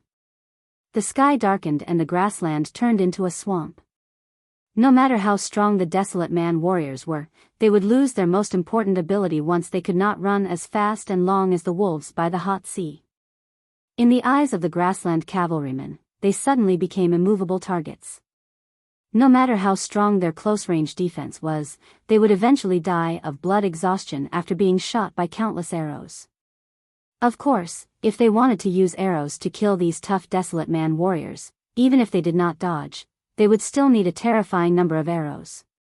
No cavalryman would carry so many arrows in a normal war. However, during the days when the Desolate Man went south, dozens of tribes in the left king's court had been defeated. The grassland people had learned from their failures and finally decided on today's war strategy. The palace had sent one of the 7 great sorcerers and the elite cavalrymen. How could there be a shortage of arrows? The horses moved like the wind and the arrows fell like rain. The grassland cavalrymen whistled and kicked the horse's abdomen. With their exquisite shooting skills, they accurately pulled their bows and shot arrows. The desolate man warriors who were surrounded in the middle of the swamp-like grassland struggled to pull their legs out of the grass and mud. They struggled to move their legs and trudged to the periphery. However, the second step they took was also stuck in the mud. Coupled with the accurate and terrifying arrows, the desolate man's speed of breaking through the encirclement was extremely slow. One of the most powerful warriors did not care that his body was full of arrows and bravely stepped through the thick mud. When he was less than 20 steps away from the grassland cavalryman, he was shot in the knee and fell in despair with a muffled groan. Suddenly encountering such a strange ambush, the old veteran among the desolate man warriors had long noticed the strange carriage behind the grassland cavalryman and the strange people in it. He guessed that the sudden change in the grassland must have something to do with the carriage. He only heard the old man shout a few words, and then a desolate man warrior with extremely thick arms walked over with difficulty and stood in front of him. The desolate man veteran pressed his palm on the back of the warrior and groaned. His face gradually turned pale and an inexplicable huge force passed through his palm into the warrior's body. The desolate warrior's arms became thicker, as if something had entered his body. He forcibly endured the pain from his skin and ignored the blood flowing out from the corner of his eyes. He stared at the carriage in the distance and suddenly let out a beast-like roar. He pulled out a big axe from his waist and threw it in that direction. The sound of the axe tearing through the air rang out. Under the support of the enormous power, the axe was like a bolt of lightning, traversing a distance of several hundred feet in an instant, chopping towards the golden-robed old royal court wizard on the carriage. Seeing the sharp axe whistling towards him, the two valiant warriors of the royal court, who had been standing silently by the old magus side, raised the giant shields at their feet at the most crucial moment, blocking in front of the old magus. The tip of the axe violently collided with the giant metal shield, producing a loud and clear clang. The grassland soldiers beside the chariot were so shocked that they covered their ears and knelt on the ground. The gorgeous carriage only shook slightly before returning to normal. In the carriage, the old magus who was sitting on the metal plate was still expressionless. He hurriedly chanted incantations and the wrinkles on his face deepened. The chi of heaven and earth around him entered the metal plate with his incantation and then followed the talisman patterns that were as complicated as star lines into the ground of the grassland. It was then released by another metal plate that the royal court had buried in the ground in front of them, causing the grassland above to become softer and softer. The desolate man's last hope of escaping was dashed. They raised their heavy long knives and desperately tried to break out of the encirclement in the soft mud. There were people who were hit by dozens of arrows and fell down like thorns. The grassland cavalrymen who were shooting arrows around them whistled more and more sharply. Their ferocious faces were filled with the joy of revenge. The wet grass, the bloody mud, and the galloping horses formed a cruel and desperate picture. The grassland suddenly became quiet and spacious. The cruel shooting of arrows was still going on, but other than the buzzing of strings and the sound of arrows piercing through the air, as well as the sharp whistles of the grassland cavalrymen, no other sound could be heard. The desolate man somehow stopped and buried their bodies in the grass as low as possible. They silently defended and no longer tried to break out of the encirclement. Then even the buzzing of strings, the whistling of arrows, and the sharp whistles of the grassland cavalrymen all disappeared. The battlefield that was supposed to be chaotic became extremely quiet. Quiet was actually a relative term. In fact, the reason why all the chaotic sounds disappeared was that the people on the battlefield could only hear one sound. It was the low vibrating sound of a heavy object piercing through the air at high speed. It was definitely not an arrow, but a flying sword used by the people of the Central Plains. It sounded more like a huge stone that was thrown down from the clouds by Haotian and was constantly accelerating. The desolate man's soldiers who were buried in the grass raised their heads with difficulty and looked up at the sky. They had been mentally prepared to face death with equanimity. Their eyes had previously become extremely calm, but now they were suddenly filled with passion and admiration.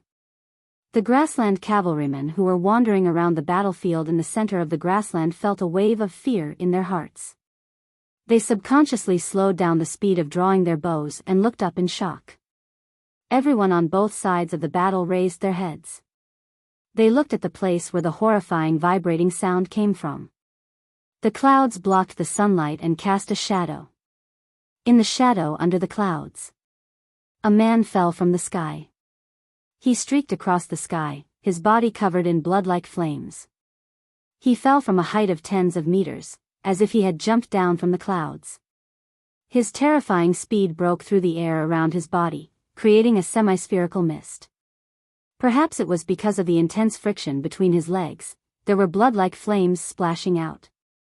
The man was like a meteorite that smashed into the earth. The place where the meteorite fell was the gorgeous carriage of the left king's palace on the grassland. The two most powerful warriors in the palace on the carriage roared and raised their heavy giant shields to block the head of the old wizard. The old sorcerer's hands trembled violently, and the psyche power in his sea of consciousness gushed out, mobilizing the chi of heaven and earth around him to quickly gather. Then, he raised his head, and through the gap between the shields, he saw a foot. The foot was wearing a very ordinary leather boot. The leather boot was a little old and the bottom of the boot was a little dirty. He didn't know which grassland, which gobi, which sewage, and which mountains and rivers he had stepped on. The moment he saw this foot, the old wizard of the royal court understood a truth. Death had come. The man who fell like a meteorite stepped on the hard metal giant shield. The old soles of the boots couldn't withstand such a huge force and cracked inch by inch. However, the hard metal giant shield also cracked inch by inch. The two powerhouses of the royal court who were holding the giant shield up didn't even have time to groan. Their thick arms were directly turned into silk-like muscles under the unstoppable and terrifying force. The white bones that were just exposed instantly turned into powder. Blood spurted out from their noses, eyes, ears, and mouths like arrows. The foot that had no soles broke the giant shield and continued to descend among the flying metal fragments. It easily broke the old wizard's condensed chi shield and stepped on his head. The old sorcerer's lifeless eyes were stomped directly into his neck. Then, the foot continued downward and stepped on his body. The old sorcerer's body suddenly sank and flattened until it became a pile of meat paste. The foot in the leather boot continued to descend. It broke the old wizard's meat paste. It broke the hard metal disc. It broke the broken carriage board. There was a loud bang. Dust and blood and meat powder splashed everywhere. Smoke and dust flew everywhere. The luxurious carriage turned into a pile of rubbish. The sharp metal fragments shot dozens of grassland soldiers standing around the carriage and fell to the ground. The foot that broke through the clouds and tore through the air finally stepped on the grassland that the barbarians had occupied for nearly 1,000 years. A middle-aged man in a leather robe stood in the middle of the ruins with a blood-red giant knife on his back. He looked expressionlessly at the grassland barbarians who were stunned like statues. The desolate soldiers who were trapped in the grassland swamp looked at the powerful man in the distance. They finally broke the silence and let out a crazy roar. Some young desolate people were so excited that they even shed tears. Somewhere in the deep mountains in the south, there was a Taoist temple that looked extremely simple. Because it was remote, there were no tourists or believers who came here. Naturally, there were no incense offerings. The Taoists in the temple didn't like incense either. They felt that the smell was extremely vulgar. It was even different from what ordinary Taoist Haotian thought. The Taoists who lived in this old temple didn't even care about incense money. In the depths of the Taoist temple, there were 7 thatched cottages beside a quiet lake. They were different from the simple and even shabby feeling of this Taoist temple. Although the eaves of these 7 cottages were covered with thatch, they gave people an extremely luxurious and solemn feeling. The roots of the thatch were yellow and white like gold and jade. No one knew how many years they had been through, but they were still as fresh as before. In the first cottage, there was a large and thick classic quietly placed on the agarwood table by the window. The cover was as black as coagulated blood. It also looked like a black bloodstone that was formed after hundreds of millions of years. There was a word "re" written on it. The classic had been opened. The pen that was full of ink moved slowly and smoothly to the right to write a line. The middle-aged Taoist put down his pen and looked at it for a moment. He nodded with satisfaction. There were 2 words written on the blank paper. That was someone's name. Ning Quebec Ching Fong couldn't read, but he could help condense the ink and leave the words on the paper. After a while, a breeze blew in from outside the window. The pages of the book rustled and kept turning forward. No one knew how many pages had been turned. The classic with the word "re" written on the cover finally flipped to the front from the page with the word "Ning K" written on it. The first page of the classic was completely blank like snow. There were a few names on the second page. Lu Bai's name was at the top. Not far away, one could vaguely see the word June. There was a person's name on the paper that was different from all the other names. It was extremely lonely and yet extremely powerful. It was as if he was not willing to stand together with the powerful people of the Central Plains who were famous and powerful. Because he was the world wayfarer of the Devil's Doctrine. He was the strongest person in the northern wilderness. His name was Tang. When I was designing the night, I told many people that I wanted to write what I thought was cool. Today's foot is what I thought was cool. It's really easy to feel good writing like this. I hope you can feel good too. It's past midnight. Call for recommendation votes. As for the monthly votes, sigh, I will definitely open the chapter tomorrow.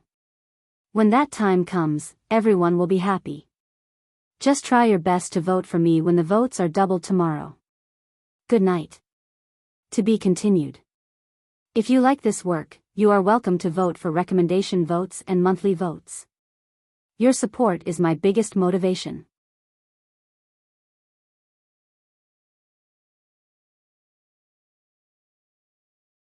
Chapter 185. The middle-aged Taoist closed the classics and walked out of the hut slowly with his hands behind his back. He looked at his companion and said, I didn't expect so many people of the younger generation to be on the Re hand scroll. The Taoist asked in confusion, who's on the hand scroll today? Ning Quebec, this name sounds familiar. Is he the scholar of the academy who defeated Longqing? Yes. Although he hasn't entered the see-through state, he has already comprehended Tao and is qualified to be on the hand scroll. The Taoist was slightly stunned and then praised, the headmaster of the academy is really great. Yes.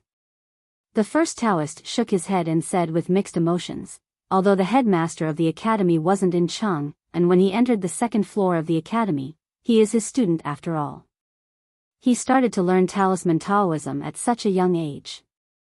I believe his name will appear on the first few pages of the Re hand scroll in 10 years. After that, the Taoist said goodbye to his companions and walked along the edge of the quiet lake in front of the thatched cottage. Along the way, he was accompanied by the scenery of the lake, the mountains, and the forest. It didn't take long for him to walk out of the Taoist temple. Facing the cool breeze that blew from the cliff, the Taoist narrowed his eyes and looked at the faintly visible mountain in the distance, as well as the majestic Taoist temples in the mountain. He smiled, and his smile was full of serenity. The simple and old Taoist temple behind him was quiet, as if it was also quietly watching the prosperity and nobility of the world over there. There was an old horizontal board on the Taoist temple, which had been left countless traces by wind and rain. The board said, Ji Shou. Hundreds of kilometers to the east was the Sea of Storms. After the terrifying hurricane of the 4 seasons came ashore, it passed through the obstruction of the hills and rivers and turned into a light breeze. It was moist and cool, but it did not have any destructive power. Therefore, the summer here was not as stuffy as it was in Chang'an. This country was not large and was not prosperous because of the lack of commercial development. There were not many idlers except for those devout believers who kowtowed and walked around the mountains to worship heaven. However, the dangerous hurricanes turned into light breezes and drizzles here.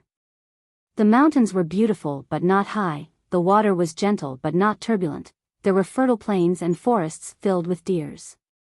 It was really a place favored by Haotian. Because of the beautiful hills in the west, it was named West Hill. The mountain that could be seen from the Jishou Abbey was called Peach Mountain. Although the peach blossoms on the mountain had been cut down by someone many years ago, thanks to Haotian's favor, the soil was fertile, and the peach blossoms had been in full bloom from early spring to late summer. The peach blossoms planted on the mountain had been in full bloom from early spring to late summer, lush and dazzling. There were several neat and smooth cliff plateaus on the Peach Mountain, as if they were carved out by the divine power of heaven with a giant axe. Numerous Taoist temples of different styles were built on the cliff plateaus, which formed a group of magnificent and solemn temples. They were the divine halls of West Hill. The divine temple was built on the Peach Mountain and was divided into 3 levels. On the upper cliff plateau closest to the sky, there were 4 most spectacular Taoist temples. Among them, the Taoist temple near the cliff edge was built with huge black stones. Its shape was not like ordinary Taoist buildings. It looked at the believers who kowtowed on the mountain road with eternal indifference. The main hall of the Black Taoist temple was extremely spacious and grand. There was a curtain made of pearls and jade hundreds of meters deep. Behind the curtain was a divine throne carved from the black jade of the South Sea. One of the 3 divine priests of the Haotian divine sect, the Great Divine Priest of Judgment, usually sat under this divine throne to listen to the reports of his subordinate priests and deal with the affairs of Haotian Taoism. The Great Divine Priest of Judgment wore a red divine robe. Today, he did not order his subordinates to lift the bead curtain. Instead, he looked at the curtain expressionlessly, as if he wanted to see all the pearls and jade on it turn into powder. As one of the 3 divine priests of the West Hill Divine Palace, the Great Divine Priest of Judgment was in charge of judgment. He was in charge of the most terrible and violent organization in Haotian Taoism. He had the most powerful cultivators in Haotian Taoism. On the surface, he was the most powerful and had the most terrible reputation in the world. For countless years, many heretics had been secretly arrested because of his words, and many remnants of the devil's doctrine had become ghosts in the fire because of his little finger. In the eyes of hundreds of millions of people in the world, the Haotian hierarch of the West Hill Divine Palace might not be as terrible as this Great Divine Priest of Judgment in a red divine robe. There had even been a rumor that the reason why the Great Divine Priest of Judgment did not use the main color of the judicial department was that his robe was bright red instead of pure black, because it was stained with the blood of all his enemies. Such a great divine priest, who was at the peak of the human world and possessed supreme and terrifying authority, when his face was expressionless and his eyes were indifferent, not to mention the bead curtain in front of him would be scared into powder. Even those great sword masters who held swords and walked in the human world without fear of the royal power would be scared to the point that their hearts would break. However, today, the bead curtain in front of the Great Divine Priest of Judgment was not broken. The person on the other side of the bead curtain was not scared to kneel on the ground, but still stood calmly. The bead curtain covered the body and face of the person outside the curtain. Only a pair of shoes at the bottom could be seen. The shoes were dark red like blood, embroidered with a few small fish, and the extremely fluffy red skirt hanging down to the knees. It was obviously a woman. The Great Divine Priest of Judgment looked away from the corner of the red skirt and slowly raised his head. He asked expressionlessly, "Why hasn't Long Qing come back yet?" The woman outside the curtain replied, "Why hasn't that coward Long Qing come back? How would I know? I have never been in charge of human affairs since I took charge of the judicial department." "Why do you ask me, uncle?" The crisp voice sounded clearer through the bead curtain. "She should be young and still a young girl." The Great Divine Priest of Judgment slightly lowered his eyes and said, "Ning Kei's name appeared on the hand scroll." The girl outside the curtain was silent for a moment and then said with slight sarcasm, "Ning Kei is Long Qing's opponent. If he can't even kill such a little reptile in the no-doubt state, do you still expect me to do it? I will take it as an insult." The light in the eyes of the Great Divine Priest of Judgment suddenly shone and then quickly disappeared. He said without emotion, "Long Qing was defeated by this person. Of course, he has to win personally to restore his Taoist heart. But I must remind you that although this person is still in the no-doubt state and is just an inconspicuous reptile in your eyes, he has entered the second floor of the academy and become a student of the headmaster of academy. Even if you pay attention to him in advance, it is not an insult. Learning talisman Taoism from Uncle Yen Sei does not necessarily mean that he can become the second Uncle Yen Sei. I think at least now he is not qualified to be worthy of my attention. The girl in red outside the curtain proudly said, "Uncle, you should be very clear that my goal has always been Jun Mo. Others are not qualified to distract me." Jun Mo, the second disciple of the academy. The great divine priest of judgment softly sighed with a trace of sarcasm on his old face. No one knew whether he was mocking the girl outside the curtain or other ignorant people. A few years ago, the hierarch lord took you back to the ceremony.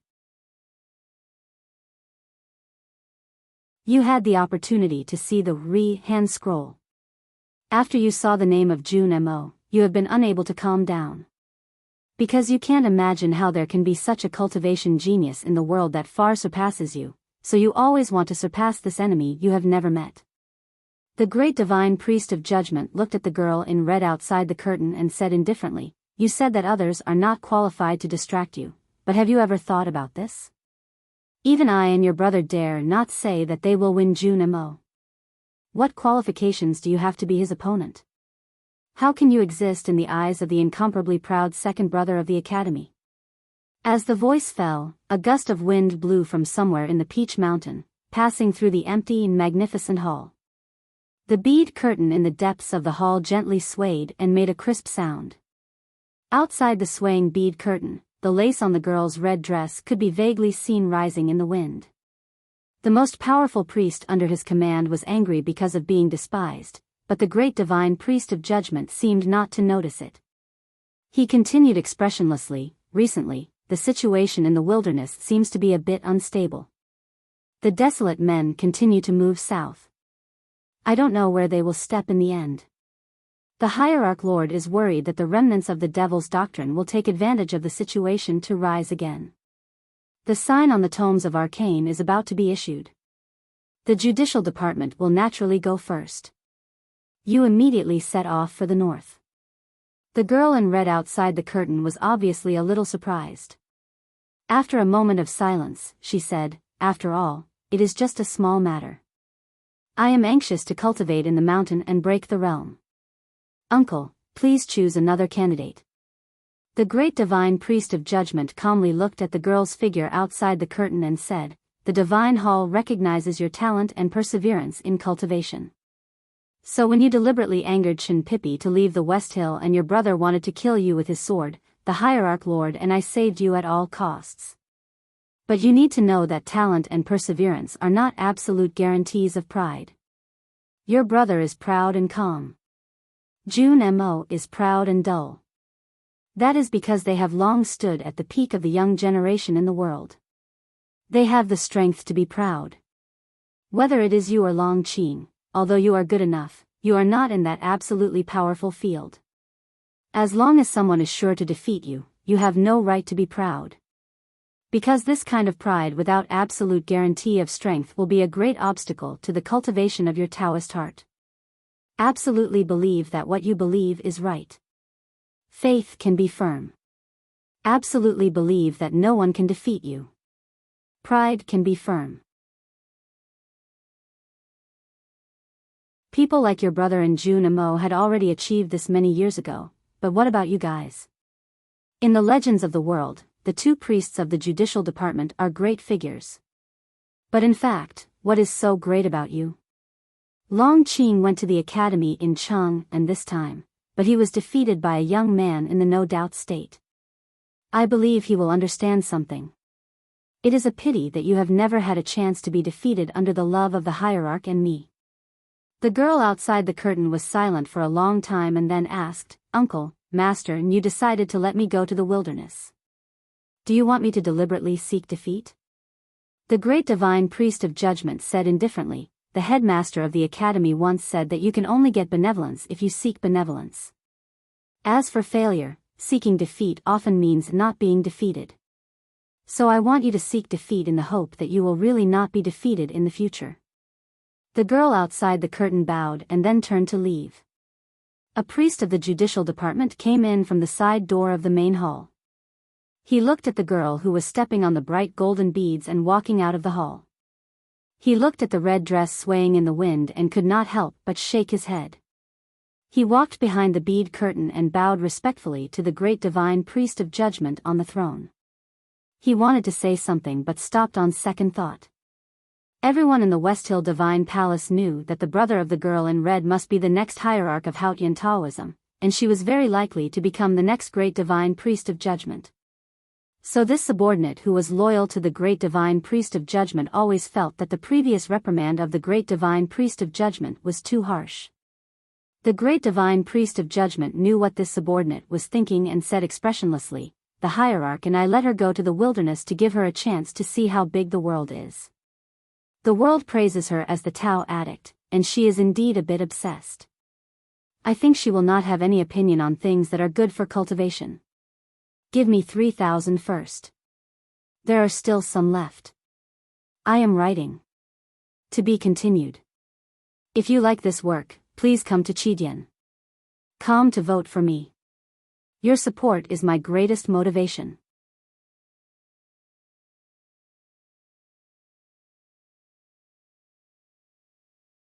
Chapter 186.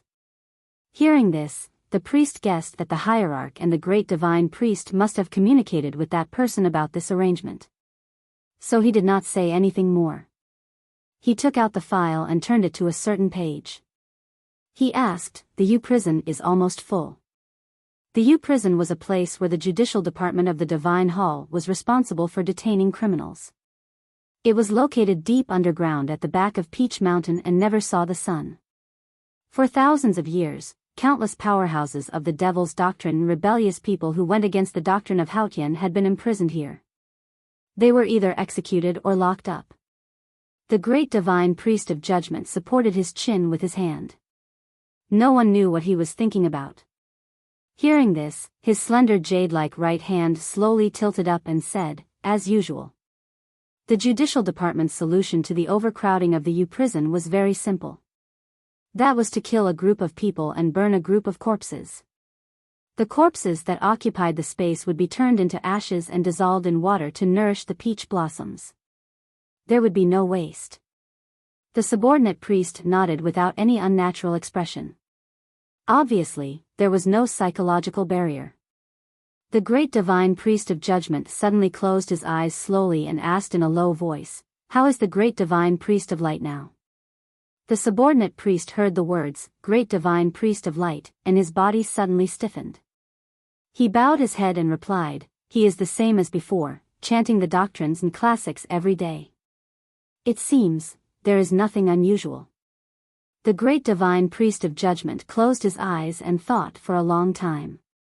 His right index finger gently tapped on the armrest of the black jade throne. Suddenly he opened his eyes and said emotionlessly, "Let the whole world know that the 13th disciple of the academy, Ning Ke, has entered the hand scroll."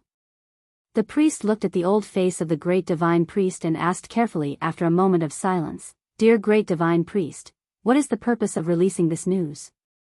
The great divine priest of judgment did not explain and continued indifferently, "In addition, let everyone know that Ning Ke, besides Chao Xiaoshu, killed the monk Wu Shi of Yueluan Kingdom and the swordsman of South Jin Kingdom in one night at Spring Breeze Pavilion in Chang, and last year." The priest vaguely guessed the intention of such an arrangement. He thought for a moment and whispered, "Even if the aunt of Yueluan Kingdom and the sword Garrett are angry, Ning Ke is a student of the headmaster of academy and he is in the Tang Empire. Who dares to take revenge? Even if he is out of the Tang Empire, will Cuny Matty and the sword Garrett dare to take revenge?" After the Spring Breeze Pavilion incident, the Yueluan Kingdom and the sword Garrett did not dare to make a sound, because they knew that they were involved in the internal politics of the Tang Empire and were afraid of being implicated by the Tang Emperor's anger. How could they dare to take revenge? But hatred is always easy to stimulate some hot blood, especially in the face of a young man who is still in no doubt state. Even if you dare not kill him, it is also good to humiliate him a few times. The priest did not understand. Even if the Yueluan kingdom and the sword Garrett found an opportunity to humiliate Ning Ke, what was the point? The great divine priest of judgment closed his eyes again and began to rest. He did not explain. Chang'an City, Lin 47th Street, behind the old brush pen shop. Early in the morning, Sang Sang carried a bucket and was about to water the plants when she heard a voice behind her, "Leave it to me." After a long time, a messily drawn talisman paper fell from the window and stayed in the basin for a long time. It slowly turned into wet water and gradually seeped into the soil to nourish the roots of the flower. In the evening, Sang Sang squatted in front of the stove and was about to start the fire to steam the rice when she heard a voice behind her, "Leave it to me." After a long time, a light yellow talisman paper was stuffed into the stove hole by a hand and instantly turned into a flame. It was extremely difficult to ignite the dry wood in the stove hole, and then with the help of Sang Sang's puffed cheeks, it turned into a raging fire. Late at night, Sang Sang squatted in front of the bed and was about to wipe the bamboo mat to cool it when she heard a voice behind her, "Leave it to me." After a long time, a piece of talisman paper was rolled into a ball and thrown into the basin. It was gradually soaked until it became soft and dispersed. After a long time, a very thin layer of ice floated on the water surface. Sang Sang squatted beside the basin and stared at the water surface with her willow-like eyes until her eyes hurt. Then she rubbed her eyes and stood up. She wet the towel in the water and tightly pursed her lips. Without saying a word, she began to wipe the bamboo mat on the bed and turned to pour water after wiping it. At this moment, she heard another voice behind her, "Leave it to me." Sang Sang couldn't stand it anymore. She threw the wet towel into the basin and turned around with her hands on her thin waist. She angrily stared at the desk with her bright willow-like eyes and seriously said, "Young master, do you know how long it takes me to wait for your talisman paper to work? Do you know that such a long time is enough for me to water the flowers, light the firewood, cook the rice, wipe the bed, and then rest? When we were in the city of Wei, you once told me that delaying other people's time is killing lives. Then why do you always want to kill me?" Next to the desk, Ning Ke was holding a brush and was eager to continue writing talismans. Suddenly hearing such a long accusation, the excitement on his face turned into a bit of resentment. He awkwardly said, "I just learned to write talismans. I'm a little excited and always want to practice more. Why do you take it so seriously?" After understanding talisman Taoism in that summer rainstorm, Ning Ke was immersed in that magical world and couldn't extricate himself. From waking up in the morning to going to bed, he wrote talismans in the small courtyard, which made it difficult for Sang Sang to do housework. He also kept writing talismans in the back of the mountain of the academy. The senior brothers and sisters who were cultivating in seclusion now had to worry about the flying swords, arrows, and needles. They also had to worry about the fresh water rushing into their faces and the soil ridge suddenly appearing under their feet. What was more terrible was the fire that the talisman paper turned into. Now a saying began to spread in the back of the mountain of the academy: "Guard against fire, knives, and junior brothers." The unhappy senior brothers and sisters finally made a not difficult decision. If youngest brother wanted to write talismans, he had to do it in the blacksmith room of sixth brother. Anyway, there was fire all year round, so they didn't worry about a fire. Ning Ke felt that the senior brothers and sisters were making a fuss over a trifle. It was nothing to be splashed with some water and burned a few holes in the academy uniforms. They were all powerful cultivators, at least in the see-through state. How could they be afraid of these? But since he had offended the public, he had to stay in the sixth brother's room obediently every day. Accompanied by the sixth brother's simple and honest sigh and the fourth brother's angry roar, he kept practicing talisman.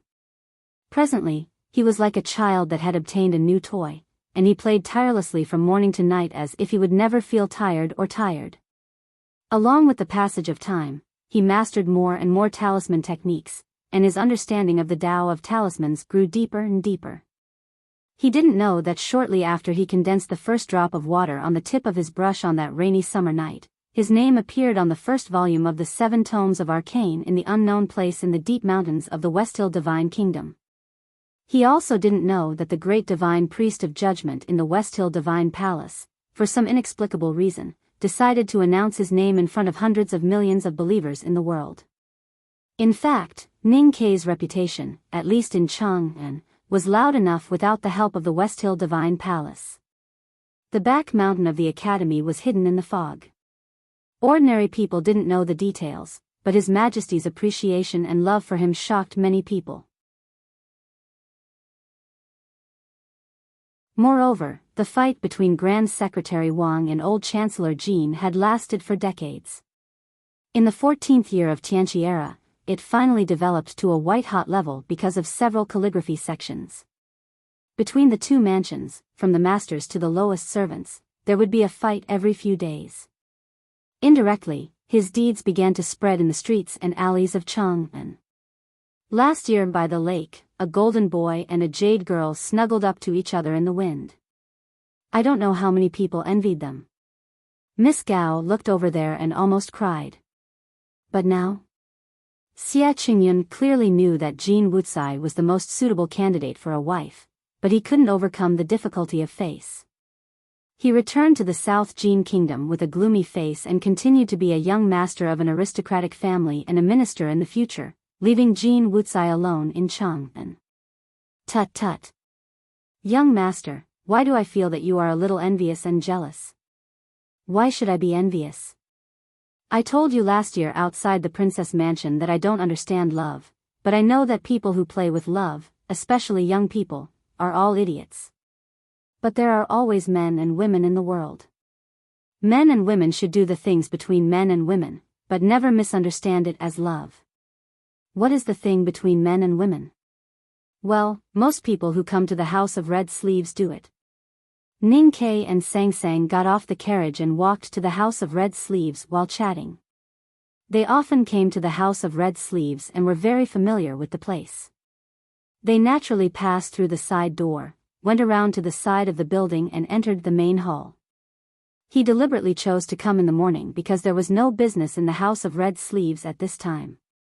However, he did not expect that when he entered the main hall, the girls who were supposed to be wearing ordinary home clothes, wandering around while yawning, and then seeing him, their eyes would light up, rush over to pinch his cheeks, and take him to the backyard to play, seemed to have changed into a different group of people.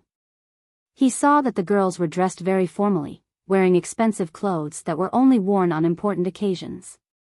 They were divided into 2 lines in the hall and looked at him with a smile but a bit reserved, as if they had specially come to welcome him. When they saw Ning Kei coming out from the side door with Sang Sang, they bowed very neatly and said in a clear voice, "Greetings, Mr. Ning." Looking at this scene and hearing the clear voice, Ning Kei couldn't help but be dumbfounded. He looked at Dewdrop who stood at the front of the line and asked, "Sister Dewdrop, what are you doing?" These days, Dewdrop had earned a lot of money by selling chicken soup stickers and rubbings of the Yen family. She often wanted to exchange money with Sang Sang, but she was not as friendly as other girls. She greeted him with a smile, held his arm and led him inside, and explained softly, "Now your identity and status are different. Who would dare to tease you like before?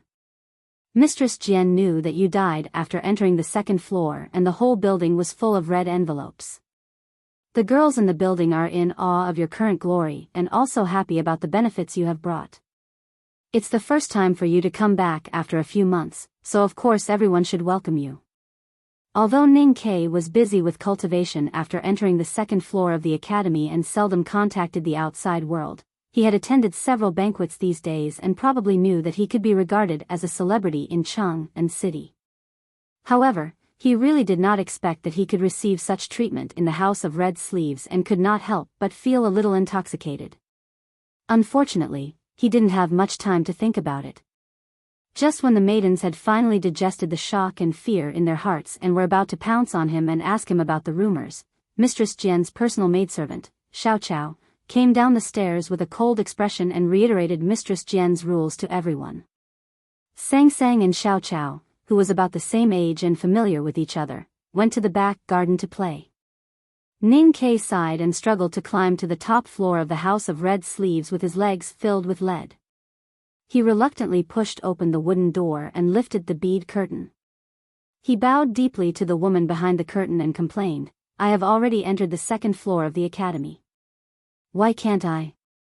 Mistress Jian, who had a broad forehead and a straight nose, was not a traditional beauty but had a kind of grace similar to that of a man. She smiled slightly and gestured Ning Ke to sit down. She said, "How old are you? Why are you always thinking about men and women?" Ning Ke was annoyed and said, "The more you don't want to do something, the more you want to do it. Besides, I am already 18 years old. Last time I said, you can call me Aunt Jian." Mistress Jian pushed the tea in front of him and said with a smile, "No matter how much His Majesty appreciates you and how those guys in the back mountain love you, as long as I don't agree, no brothel in the entire Cheng and city dares to provoke you." "My dear aunt," Ning Ke said helplessly, "why is that?" Mistress Jian said earnestly, "What kind of place is the academy and what kind of place is the second floor? Since you are so lucky to enter, of course you should put all your attention on learning and cultivation. Why bother to entangle yourself with brothels like us? If something bad really happens, it's okay for you, but what if the reputation of the academy is damaged? I think even the headmaster of the academy doesn't care about these things," Ning Ke said. Mistress Jian raised her eyebrows and said in a low voice, "Even if the headmaster of the academy says something, he has to get my approval." Ning Ke entered the House of Red Sleeves by mistake when he came to Cheng and City at the beginning of last year. From the first time they met, Mistress Jian had cared about him like an elder. To be honest, he had been a little puzzled about this, especially when Mistress Jian seemed to be very familiar with the academy when she talked. Moreover, when he heard what she said at this time, he was even more puzzled. After a moment, he tentatively asked, "Aunt Jian, are you familiar with the academy?" Hearing this, Mistress Jian was slightly startled. She picked up the tea on the table as a cover and answered after a moment of silence, "I have never been to the academy." Never been to the academy did not mean that she was not familiar with the academy. Ning Ke was about to continue asking but did not expect Mistress Jian to directly ask, "Is Junimo still so old-fashioned?" Junimo? Ning Ke was confused. Mistress Jian looked at him and frowned, "He's your second brother. You don't even know his name?" Ning Ke was a little surprised and tentatively said, "How dare I call him by his name? You know how proud he is, so you forgot what second brother's name is." "Proud?" Mistress Jian seemed to recall something and a look of reminiscence appeared on her face. She smiled and said, "Since he entered the mountain, Xiao Mo likes to pretend to be proud and even made a stick to his head." Ning Ke burst into laughter. Mistress Jian smiled and shook her head. She suddenly asked, "How is that scholar?" "The scholar is still studying. Everyone is still fine. Aunt Jian, why don't you ask the headmaster of the academy and eldest brother?" Have they come back?" "No." "If not, then what's the point of asking since you haven't seen them? But I believe that the headmaster of the academy and your eldest brother will be fine no matter where they are." Mistress Jian's voice gradually lowered. Her thoughts drifted back to many years ago, and her eyes were slightly moist. Ning Ke vaguely understood something. The reason why the leader of the world of romance treated him so favorably after knowing that he was a student of the academy must be because of some empathy in the past. But who was the person who had a relationship with her in the past? Who in the back mountain looked like him? Second brother? Xiao Mo? Or the sixth brother who had a body of strong muscles and was very popular with women? Could it be the headmaster of the academy? Ning Ke came to the small courtyard of Dewdrop in the back garden.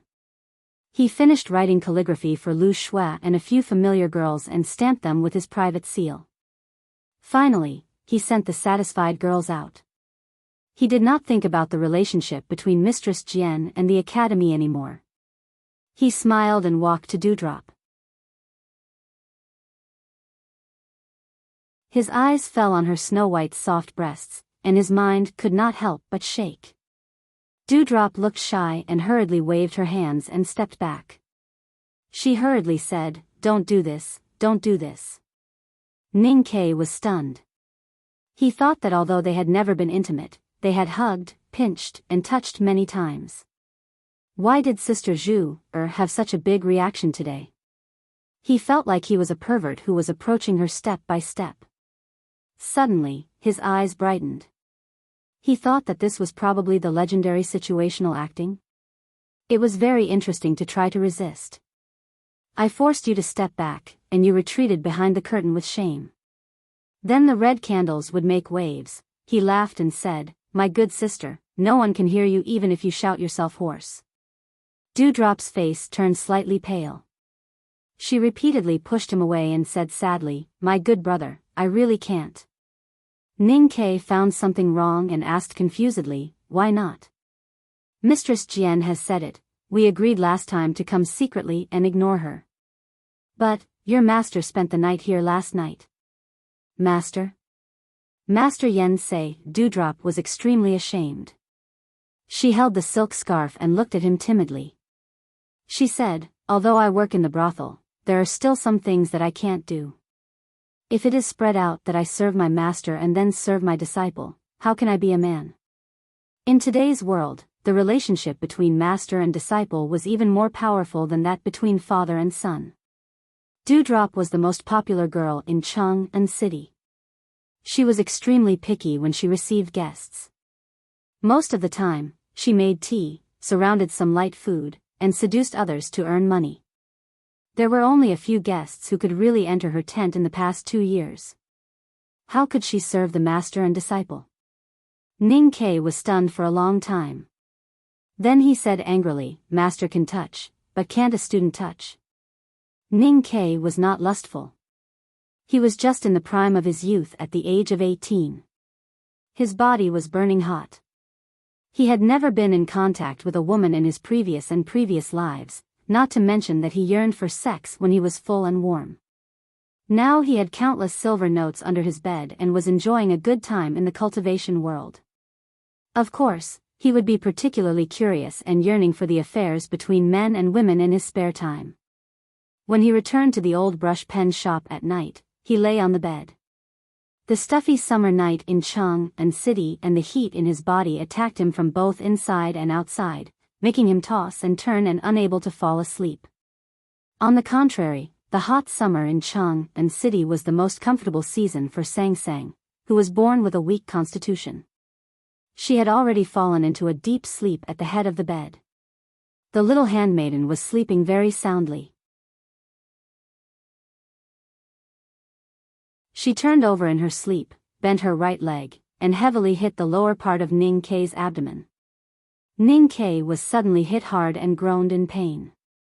His body bent like a cooked shrimp and his face turned pale. After a while, the pain gradually subsided. He angrily glared at Sang Sang, who was still sleeping soundly, and reached out to pull her leg down. When his fingers touched Sang Sang's small foot, he suddenly felt a very comfortable coldness. It was very good to touch. It was like the smooth and cool ice fish in the wine cup at the Grand Secretary's mansion a few days ago. It felt really comfortable to hold such a small foot in his hand on such a hot summer night. Ning Ke was a little reluctant to let go of it. He held it in his hand and gently touched it. With the starlight coming through the window, he saw that the small foot in his hand was as white as jade and as beautiful as a lotus carved from ice jade. Ning Ke held the cold foot and frowned slightly. No one knew what was going on in his mind. Sang Sang probably felt a little itchy when his fingers touched the sole of the foot. She shrunk her foot in her sleep, but failed to pull her foot out of Ning Ke's hand and woke up. She rubbed her sleepy eyes and asked, "Young master, why did you grab my foot?" Ning Ke was shocked and felt that he had suddenly become a poor boy who was beaten by many women outside the women's bathhouse with washing boards. He forcibly suppressed his embarrassment and explained in a trembling voice, "It's too hot. Your foot is cold and comfortable to hold." Hearing the explanation, Sang Sang replied with an "oh," and lay down again to sleep. She adjusted her body and leaned to the right side so that Ning Ke could hold her right foot more easily. The backyard of the old brush pen shop returned to silence. Only the faint sound of cicadas could be heard from the street. After some time, Ning Ke suddenly asked, "Sang Sang, how old are you this year?" Sang Sang closed her eyes and answered, "I don't know when I was born. You told me that I was not that old when you picked me up. So I should be almost 14 now." 14, Ning Ke silently repeated in his heart and then let go of her foot in his hand. He said, "Sleep well." Sang Sang opened her eyes and looked at him curiously. She asked, "Young master, didn't you find it hot? I'll get a palm leaf fan." "What's the use of a palm leaf fan? Can't your feet stink?" "I wash my feet every day." "But young master, your feet really stink." "I don't care. Anyway, I'm going to get a palm leaf fan." "Young master." "Yes. Let me do it." A rustling sound came from the other side of the bed. Sang Sang crawled over and lay down beside Ning Quebec. She stretched out her slender arms and legs to hug him and put her face on his chest to find a comfortable position. Then she rubbed her face against his chest. She snuggled in his arms and murmured sleepily, "It's cool now." Her body was still small and thin. She hugged Ning Ke's legs and wrapped them around his waist, looking like a silk thread on an oak tree. However, she was a girl who was about to turn 14. The cool and bouncy feeling came through the thin layer of clothing. Ning Ke opened his eyes and looked at the roof. Although he was hugging her, he felt hotter and couldn't fall asleep. The cicada on the green tree in the street also couldn't sleep. She kept complaining about the heat. "Well written, so I need a monthly vote. The double monthly vote has started. I can't do it alone. Please vote a few more. Thank you. To be continued. If you like this work, please come to Chidian. Come to vote for me. Your support is my biggest motivation."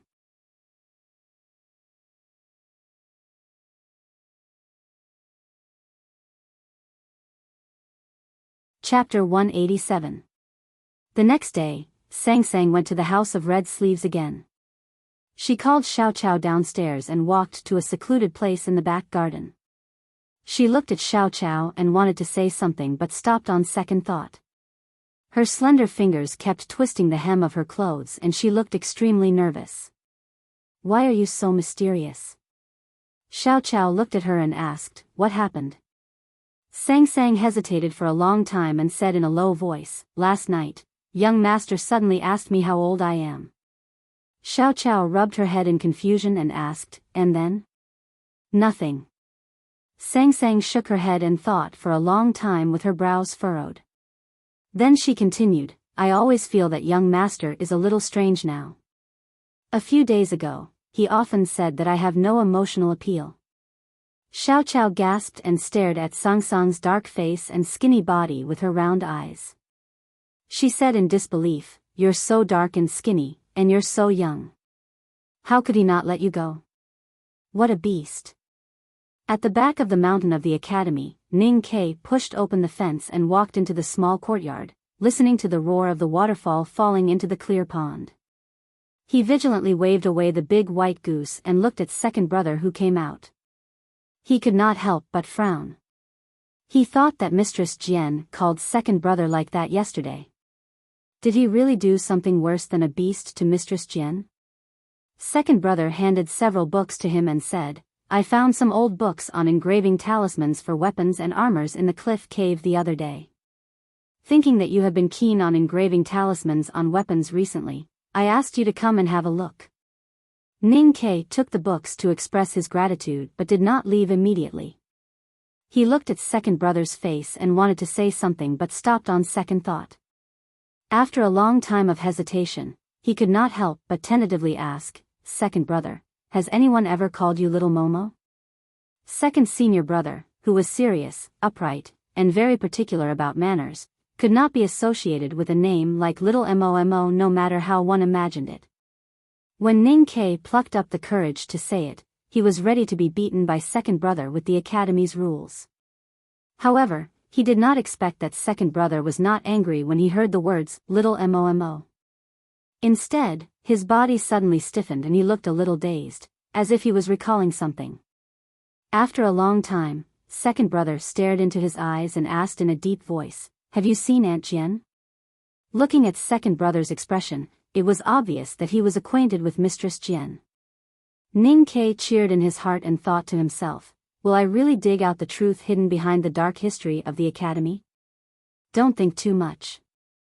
The second brother frowned and said, Aunt Jian used to be familiar with youngest uncle. She is his elder. Ning Ke was slightly stunned. He did not expect that the truth did not match with the answers he had guessed. This was the second time he had heard of youngest uncle in the back of the mountain of the academy. Whether it was Chin Pippi before or second brother at this time, they all looked extremely serious and respectful when they mentioned youngest uncle. It could be imagined how powerful the person who could make second brother and Chin Pippi, who were such proud geniuses, admire him from the bottom of their hearts. Ning Ke really wanted to know how amazing the youngest uncle, whom he had never met before, was. Senior brother, what kind of person is junior martial uncle? Little martial uncle is a very amazing person. More powerful than the headmaster? That's a different kind of greatness. Where is junior martial uncle now? He's dead. The story of youngest uncle might not have a good ending, so second brother did not tell Ning Ke too much about the past except for a few simple words of introduction. Ning Ke naturally felt a little regretful, but he could not hold second brother's thigh and say, tell me, tell me, tell me, like Sang Sang who pestered him to tell stories when he was a child. Leaving the small courtyard, Ning Ke walked to the middle of the cliff yard along the opposite direction of the waterfall. When he came to a green tree, Ning Ke felt a little hot and dry. He took out a very small fu paper from his sleeve, clapped his hands gently, and then turned it up. The fu paper could not be seen in his palms, only half a handful of water could be seen. He used the clear water in his hand to wash his face. Facing the cool breeze beside the tree, his slightly wet cheeks felt refreshed. He sighed in satisfaction, then helplessly sighed again. He shook his head and muttered to himself, handsome is handsome. It's more than enough to be a magician to amuse women. However, if it's used for fighting, it doesn't seem to be of much use. As a divine talisman master, Master Yen Sei certainly had a good insight. Ning Ke's potential or aptitude in talisman Taoism was really rare in the world. These days, he was immersed in the world of Fu characters, and the speed of his progress was amazing. He just began to understand Tao on that rainy night, and now he had mastered more than 200 effective Fu characters. Unfortunately, the casting speed of talisman Taoism was too slow, and it was too difficult to rely on it to fight. What's more, Ning Ke's own cultivation state was too low, and he was still wandering in the no-doubt state. If he relied on throwing fu paper to fight the enemy, his body might be cut into hundreds of pieces by flying swords. The fu paper in his hands was just the beginning. He even carefully evaluated that if he fought with talisman Taoism, it was not as solid as carrying the 3 knives on his back. What Master Yen Sei had said unintentionally, he had always remembered it very clearly. In the real-time battle, a talisman master must rely on infinitive fu to faintly suppress a cultivator in the same state.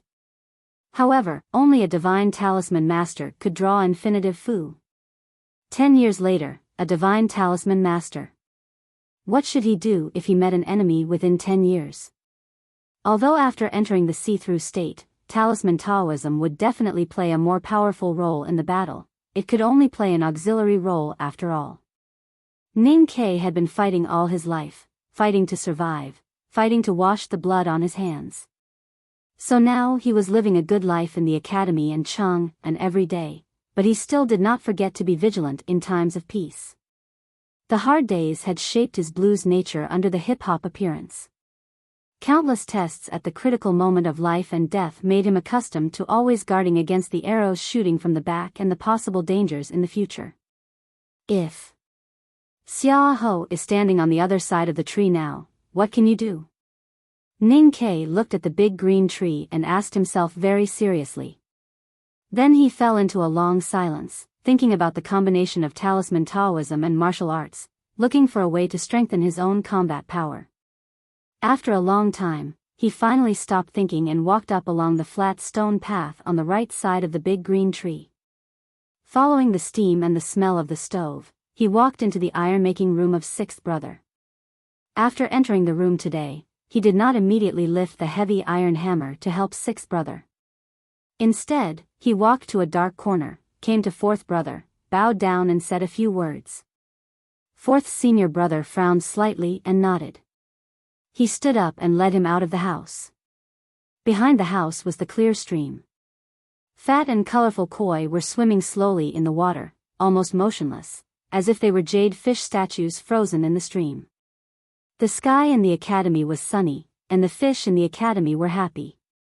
Although they had to be on guard against the sudden attack of those birds, at least they did not have to work hard to look for food. Every day at a fixed time, a big white goose would come to feed them. The old fish naturally became fat and lazy after being cooked for a long time. The water wheel squeaked and turned, constantly drawing the stream water into the bamboo pipe and then sending it to the iron-making room. The two sat by the stream not far from the water wheel. The bamboo forest blocked the sun above their heads, and it was cool all around them. Fourth brother took out a pile of fine carving knives, ruler lines and pigments from the bag, picked up a round stone from the stream, and began to carve on it with a carving knife. Ning Ke imitated him, picked up a round stone, and carefully drew on it with a water-resistant pigment pen. As the tip of the pen moved, several complex lines appeared on the stone. Suddenly, he felt a little tricky and did not know how to continue. He could not help but look up at the stone in fourth brother's arms. Senior brother, is there something wrong with the line you drew? How can the wind talisman be carved so wide? Fourth brother said without raising his head, the stone is too heavy.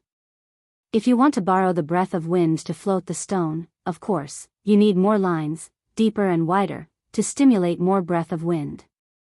Ning Ke looked at the stone in his arms and stared at the lines on the stone, frowning and saying, but the deeper and wider the lines are, the faster the breath of wind condensed in the talisman lines will leak. How to solve this problem? Fourth brother raised his head and asked after a long silence, what do you think? Ning Ke hesitated and said, how about using the wood talisman as a bridge to limit myself? If I limit myself, how to condense the breath of wind of heaven and earth in the talisman? Open a small aperture. Open a small aperture. After condensing the breath, it will be completely sealed. When it is stimulated, the aperture of the wood talisman will open by itself.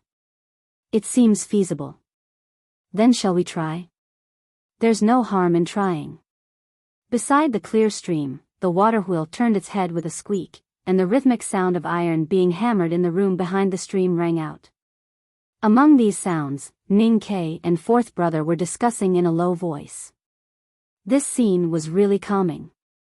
After a long time, the talisman on the round stone in fourth brother's arms was first carved. Then, Ning Ke also finished his work. They looked at each other and put the stone on the flat ground beside the stream. They slowly closed their eyes and began to feel and touch the talisman they carved on the stone. They saw a gust of wind on the two round stones beside the stream, and the ants and bamboo leaves under the stones rustled. However, the stones were still sitting quietly by the stream, like lazy and fat koi in the stream, hiding in the shadow under the water wheel leaves and refused to move at all. Ning Ke and fourth brother opened their eyes almost at the same time. They stared at each other, dumbfounded. Wishful thinking.